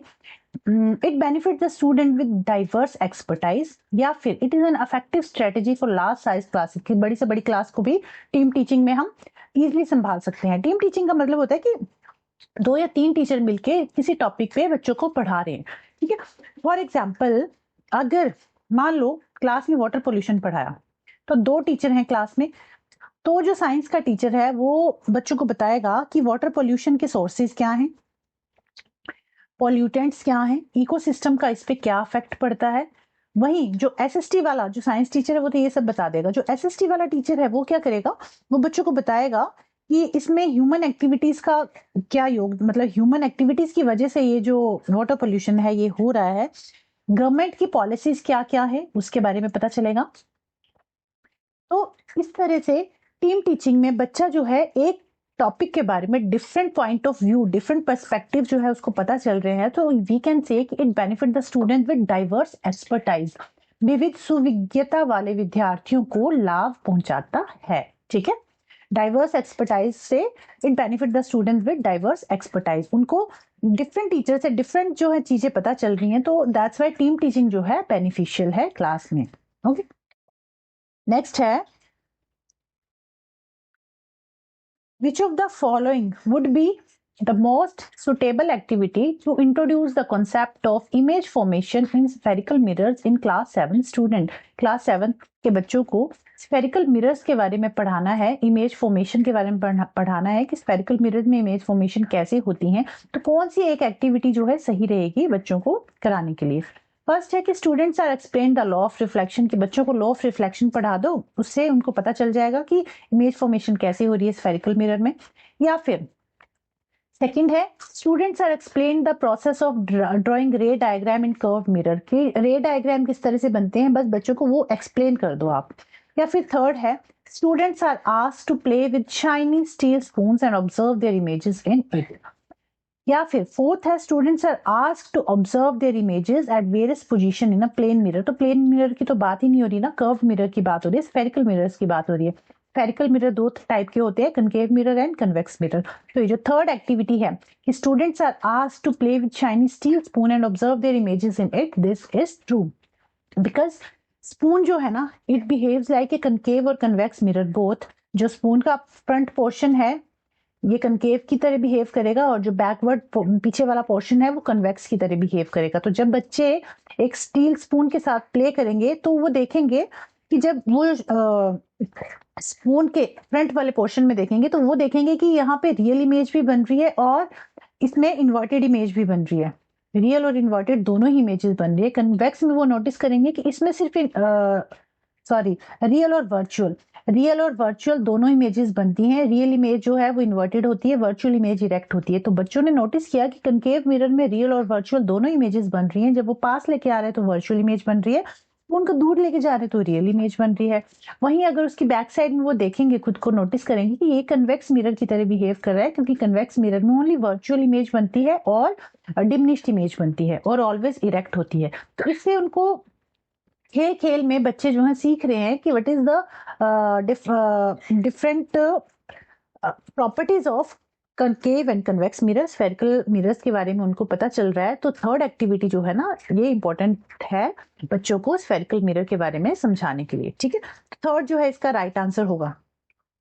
नेक्स्ट होगा which of the following is not implied by the statement good science education is true to child, true to life and true to the discipline. कौन सी एक स्टेटमेंट ऐसी है जो इस स्टेटमेंट को फॉलो नहीं कर रही है?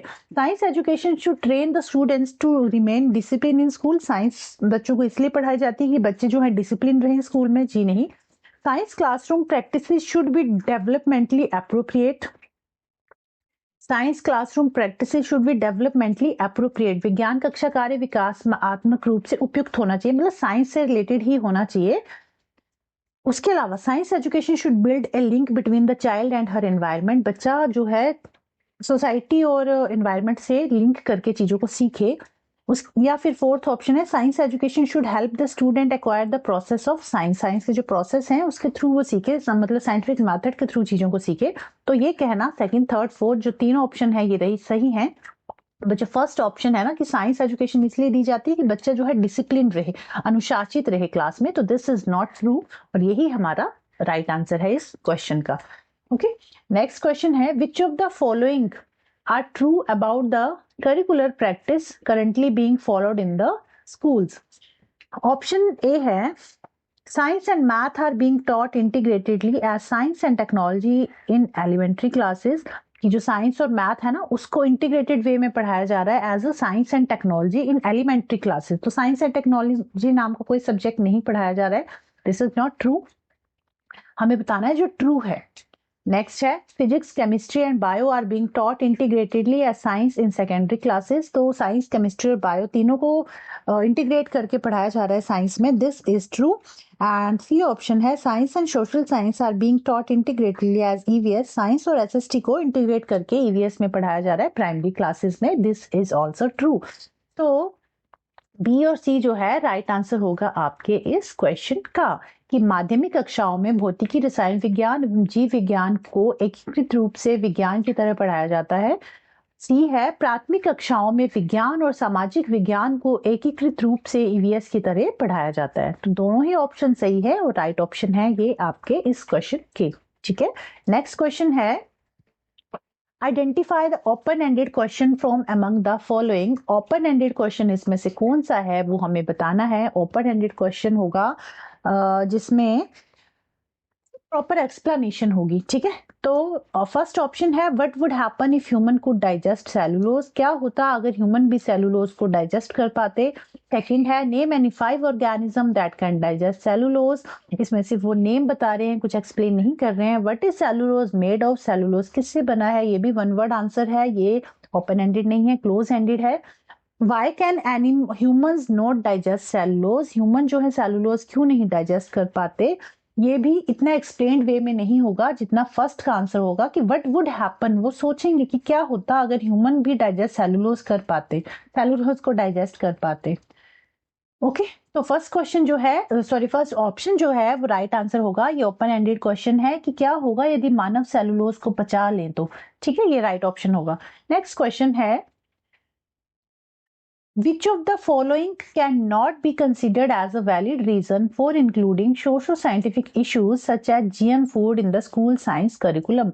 कि GM food, GM होता है genetically modified food, जैसे जो आपके राइस हैं मॉडिफाइड वे होके आ रहे हैं, कुछ फ्रूट्स हैं मॉडिफाइड होके आ रहे हैं, तो वो जो GM फूड है उनको स्कूल साइंस करिकुलम में यूज करने का कौन सा एक वैलिड रीजन जो है नहीं माना जा रहा है। फर्स्ट है कि develop the capacity to engage in evidence based reasoning, कि साक्ष्य आधारित तर्क में संलग्न रहने की क्षमता को विकसित करना। तो ये जो फर्स्ट स्टेटमेंट है ना, ये तो एक वैलिड रीजन है, हमें बताना है कौन सा वैलिड रीजन नहीं है। तो ये तो वैलिड रीजन है क्योंकि इससे क्या है, जो सोशो साइंटिफिक इश्यूज हैं, इससे क्या होता है, जो स्टूडेंट है ना ये डेटा को एनालाइज करना सीखेगा, डेटा को एनालाइज करेगा, उसके एविडेंस मतलब जो एक्सप्लेनेशन देगा वो एविडेंस बेस्ड होनी चाहिए, उसका जो कंक्लूजन है उसका एक एविडेंस होना चाहिए। तो ये तो सपोर्ट कर रहा है, this is a valid reason, evidence based reasoning तो सही है। सेकंड है कि helpful in appreciating science as a definitive discipline, science is not absolute, definitive का मतलब होता है एब्सोल्यूट और फिक्स्ड, तो ये कहना कि science is a fixed discipline is not true, it is not fixed. Third है helpful in cultivating understanding about nature of science, nature of science के बारे में बच्चों को पता चले, उनका जो ये पता चले कि साइंस जो है how it works, okay, real world में कैसे साइंस एग्जिस्ट करती है, कैसे वर्क करती है। फोर्थ है डेवलप आर्गुमेंटेशन स्किल्स, कि इससे बच्चों में डिस्कशन और डिबेट के बारे में, मतलब जो डिस्कशन और डिबेट की स्किल्स हैं वो उनमें डेवलप होंगी। तो तीनों ही ऑप्शन सही हैं, but second option is not true, कि ये कहना कि ये जो है एक डेफिनेटिव डिसिप्लिन है, डेफिनेटिव का मतलब फिक्स्ड है, तो इट इज नॉट फिक्स्ड और इट इज नॉट एब्सोल्यूट। तो second statement is not valid, एक निश्चित विद्या विशेष के रूप में विज्ञान की अनुशंसा करने में सहायक है। नेक्स्ट क्वेश्चन है after teaching the chapter respiration in organism in class 7th, a teacher performed the following activity with her students. They take 3 test tubes and fill 3/4 of each with water. The test tubes are labeled as A, B and C. They put a snail in test tube A, water plant in test tube B, in C they keep snail and plant both. The teacher then asks the student which test tube would have the highest concentration of carbon dioxide. Which process skill is teacher emphasizing in this case? Teacher ने क्या किया, 3 test tube ली A, B and C। अब उसने क्या किया, A में उसने क्या किया, टेस्ट ट्यूब में उसने डाल दिया स्नेल को, ठीक है। A water plant in test tube B में एक वाटर प्लांट डाल दिया, एंड टी टेस्ट ट्यूब में वाटर प्लांट प्लस स्नेल दोनों को ही डाल दिया। अब उसने टीचर ने ये पूछा बच्चों से कि कौन सी टेस्ट ट्यूब में हाईएस्ट कंसंट्रेशन होगी कार्बन डाइऑक्साइड की। तो इस प्रोसेस के थ्रू टीचर जो है क्या किस प्रक्रिया के कौशल पर बल दे रही है, मेजरिंग कर रही है, क्वेश्चन रेजिंग कर रही है, एस्टिमेटिंग कर रही है या फिर प्रिडिक्टिंग कर रही है। तो बच्चे इसमें क्या कर रहे हैं, प्रिडिक्टिंग की प्रोसेस जो है इसमें यूज हो रही है। बच्चे प्रिडिक्ट करेंगे कि किस वाली टेस्ट ट्यूब में जो है कार्बन डाइऑक्साइड की कंसंट्रेशन ज्यादा होगी। मेजरिंग नहीं कर रहे हैं, क्वेश्चन रेजिंग नहीं कर रहे हैं, एस्टिमेट नहीं लगा रहे, बच्चे प्रिडिक्ट कर रहे हैं। जो उनको सिखाया गया है, बताया गया है, जो उन्होंने पढ़ा है उसके बेस पे बच्चे जो है, प्रीवियस नॉलेज के बेस पे बच्चे जो है प्रिडिक्ट करेंगे कि किस वाली टेस्ट ट्यूब में कार्बन डाइऑक्साइड का लेवल जो है ज्यादा होगा, ठीक है। तो इसमें प्रिडिक्टिंग पूर्वानुमान जो है राइट आंसर होगा आपके इस क्वेश्चन का। नेक्स्ट क्वेश्चन है which of the following are ordinarily implied in the context of, तो क्वेश्चन है कि which of the following are ordinarily implied in the context of content validity of science curriculum। content validity से ये question है कि 3 option दिए हैं कि जो कंटेंट है वो अपडेटेड होना चाहिए, या फिर the concept are accurately represented, जो कॉन्सेप्ट बच्चों को पढ़ाए जाएंगे वो बिल्कुल सही होने चाहिए, उसमें किसी तरह का कोई मिसकंसेप्शन नहीं रहना चाहिए, करेक्टली रिप्रेजेंट होने चाहिए। थर्ड है the concepts are trivialized for some learner. Trivialize का मतलब होता है मिनिमाइज करना है, डिलीट कर देना, कुछ टॉपिक को हमने हटा दिया। तो ऐसा नहीं करेंगे कि कुछ कंसेप्ट को हमने मिनिमाइज कर दिया फॉर सम लर्नर। ये कंटेंट वैलिडिटी का मतलब ये नहीं है। कंटेंट वैलिडिटी का मतलब है जो कंटेंट है अपडेटेड होना चाहिए, बच्चे के कॉग्निटिव लेवल के अकॉर्डिंग होना चाहिए, कंसेप्ट जो है एक्यूरेटली रिप्रेजेंट होने चाहिए, किसी तरह की उसमें मिसकंसेप्शन नहीं रहना चाहिए।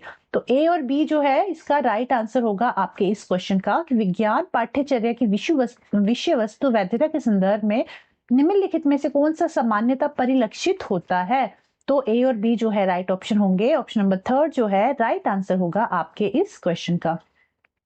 नेक्स्ट क्वेश्चन है, एक बार चेक कर लूं कि रिकॉर्डिंग हो भी रही है कि मैं ऐसे ही बोले जा रही हूँ बस। ओके, नेक्स्ट क्वेश्चन है which of the following is not correct in respect of the activities suggested as part of extended learning in textbook।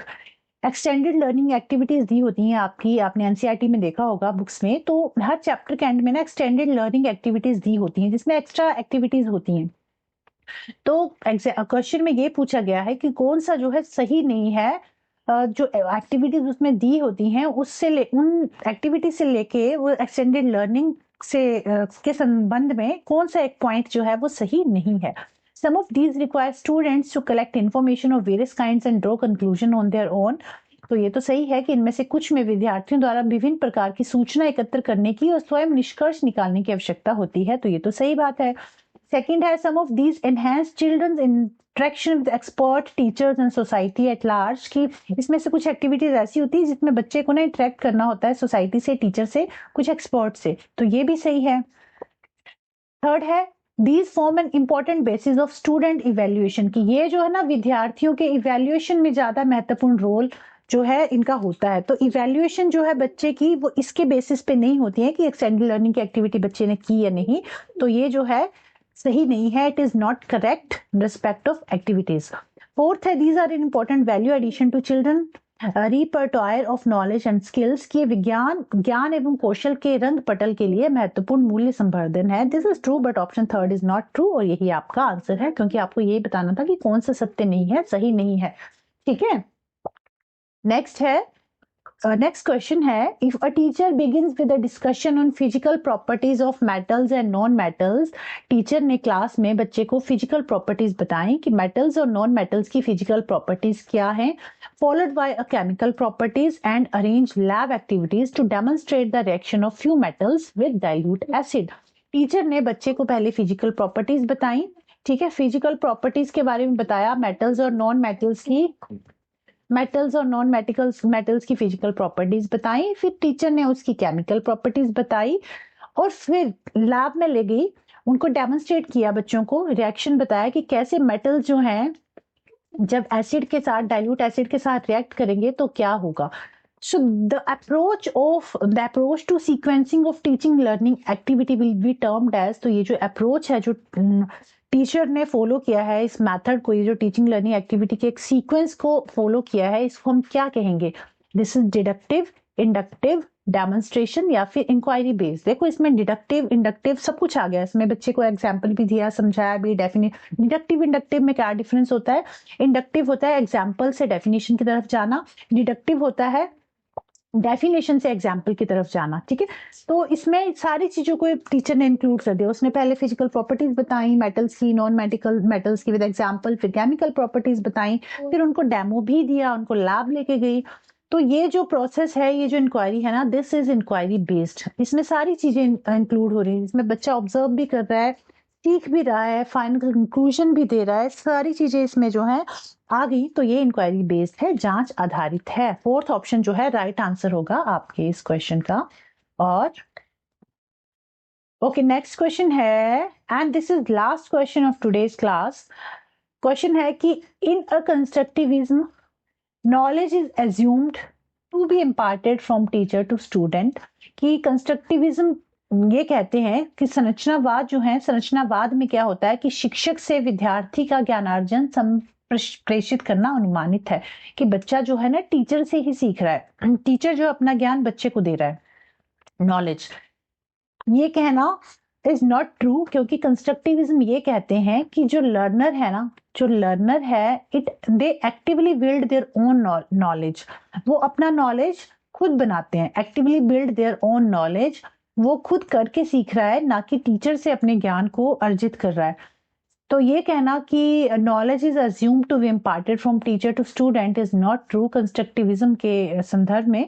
Second है assimilation, accommodation, disequilibrium are the basis for constructivist thinking and conceptual change। कि assimilation, accommodation और disequilibrium जो है ना, ये आधार हैं constructivist के। तो जो जीन पियाजे हैं जो कंस्ट्रक्टिविज्म थे, वो ये कहते, वो भी यही कहते हैं, मतलब उन्हीं के द्वारा ये कहा गया है, ये चारों जो स्टेजेस हैं, तीनों स्टेजेस उन्हीं के द्वारा दी गई हैं कि असिमिलेशन, एकोमोडेशन और डिसइक्विलिब्रियम जो है ना, ये बेसिस हैं किसके, कंस्ट्रक्टिविस्ट थिंकिंग के। तो इनमें क्या होता है ना, असिमिलेशन क्या है, जब असिमिलेशन होता है जब हम किसी चीज को सीख रहे हैं, दैट इज जब हम किसी न्यू कॉन्सेप्ट को सीख रहे हैं, दैट इज कॉल्ड असिमिलेशन, ठीक है। अकोमोडेशन में क्या है, हमने पुराने नॉलेज में नए नॉलेज को ऐड किया, that is called accommodation. Disequilibrium क्या है, जब हमने पुराने नॉलेज में नए नॉलेज को ऐड किया ना, तो थोड़ा सा डिसइक्विलिब्रियम आ जाता है, फिर उसके बाद इक्विलिब्रेशन आती है। तो ये सही है। और इसमें एक एग्जाम्पल बताते हैं। देखो असिमिलेशन में क्या होता है, ये 4 एलिमेंट्स हैं पियाजे के, असिमिलेशन, अकोमोडेशन, डिसइक्विलिब्रियम एंड फिर देन इक्विलिब्रियम। असिमिलेशन में क्या है, किसी नए कंसेप्ट को ऐड किया। मान लो बच्चे ने क्या देखा, फर्स्ट टाइम किसी बिल्ली को देखा, ठीक है, कैट को देखा, तो उसने देखा कि जी कैट के तो 4 पैर हैं, ठीक है, और वो चल रहा है। उसके बाद कुछ टाइम बाद उसने क्या देखा, उसने देखा कि उसने कुछ टाइम बाद डॉग को देखा। अब उसने बिल्ली कैट के साउंड को भी सुना था, अब उसने देखा कि ये डॉग है, उसे लगा जी ये तो कैट है, बट जब उसने उसके साउंड को सुना तो उसने देखा कि ये तो इसका जो साउंड है ये तो कैट का नहीं है, ये तो किसी और तरह का है। तो उसको बताया गया कि ये जो है ना, ये कैट नहीं है बेटा, ये डॉग है। तो उसने क्या किया, उसने इस नए चीज को, कि ये जो डॉग है ये ऐसा दिखता है और इसकी आवाज ऐसी आती है, तो उसने नए चीज को ऐड किया अपने स्कीमा में, अपने मेमोरी में, ठीक है। This is called accommodation. तो जब हम कोई नई चीज सीख रहे हैं, जब फर्स्ट टाइम हमने कुछ सीखा, दैट इज न्यू कॉन्सेप्ट, वो है असिमिलेशन। हमने किसी चीज को ऐड किया अपने स्कीमा में, दैट इज कॉल्ड एकोमोडेशन। उसके बाद एकोमोडेशन के बाद डिसइक्विलिब्रियम आ जाती है, जब हम अपनी स्कीमा में इसको ऐड किया कि जी ये जो कैट है, ये जो डॉग है, ये तो डॉग नहीं, ये तो सॉरी कैट जो है ये डॉग नहीं है, ये तो कुछ और ही एनिमल है और इसका साउंड कुछ और है। तो डिसइक्विलिब्रियम आ जाएगी हमारे स्कीमा में, बट फिर हम उसको एडजस्ट कर लेंगे, उसको एड ये कर लेंगे कि हाँ चलो, उसे पता चल जाएगा कि कैट कैसी होती है, डॉग कैसा होता है, कैट की साउंड कैसी होगी, डॉग की साउंड कैसी होगी, फिर उसके में क्या हो जाए, इक्विलिब्रियम मेंटेन हो जाएगा, ठीक है। तो ये कहना तो सही है, जो सेकंड स्टेटमेंट है ना, दैट इज ट्रू कि assimilation, accommodation, disequilibrium are the basis for constructivist thinking and conceptual changes. But ये कहना कि knowledge is assumed to be imparted from teacher to student as a constructivist, this is not true, क्योंकि जो learner है, learner जो है actively अपने knowledge को कंस्ट्रक्ट करते हैं। तो first statement is not true. So both A and R are not true. A is wrong actually. A is false. जो fourth statement है, A is false, but R assertion is true. Assertion 1 is false. Assertion 2 is true. First statement गलत है, second statement सही है। First statement थी कि संरचनावाद में शिक्षक से विद्यार्थी का ज्ञानार्जन संप्रेषित करना अनुमानित है। सेकंड स्टेटमेंट थी कि संवागीकरण, समंजन और असमाव्यावस्था संरचनावादी चिंतन और संप्रत्यय प्रवर्तन का आधार है। ये सही है। First statement is not true. तो फर्स्ट जो है वो असत्य है और असर्शन 2 जो है वो सत्य है, ठीक है। तो ये हो गए आपके आज के जो 50 क्वेश्चन है, हमने कंप्लीट कर लिए। आई होप आपको क्लास अच्छी लगी होगी। ये मैराथन हमारा यहाँ कंप्लीट हुआ, सारे क्वेश्चन हमने 50 क्वेश्चन कर लिए अलोंग विद देयर कॉन्सेप्ट। हमने जितने भी कॉन्सेप्ट किए हैं वो सारे काफी इंपॉर्टेंट कॉन्सेप्ट है। कौन कौन से कॉन्सेप्ट किए हमने, देखो नेचर ऑफ साइंस के बारे में हमने देखा, जो कि मोस्ट इंपॉर्टेंट लविंग टॉपिक है एग्जामिनर का। नेचर ऑफ साइंस हमने पढ़ा। उसके बाद हमने देखा लॉ और थ्योरी में क्या डिफरेंस है, जिसमें से मैक्सिमम क्वेश्चन आते हैं।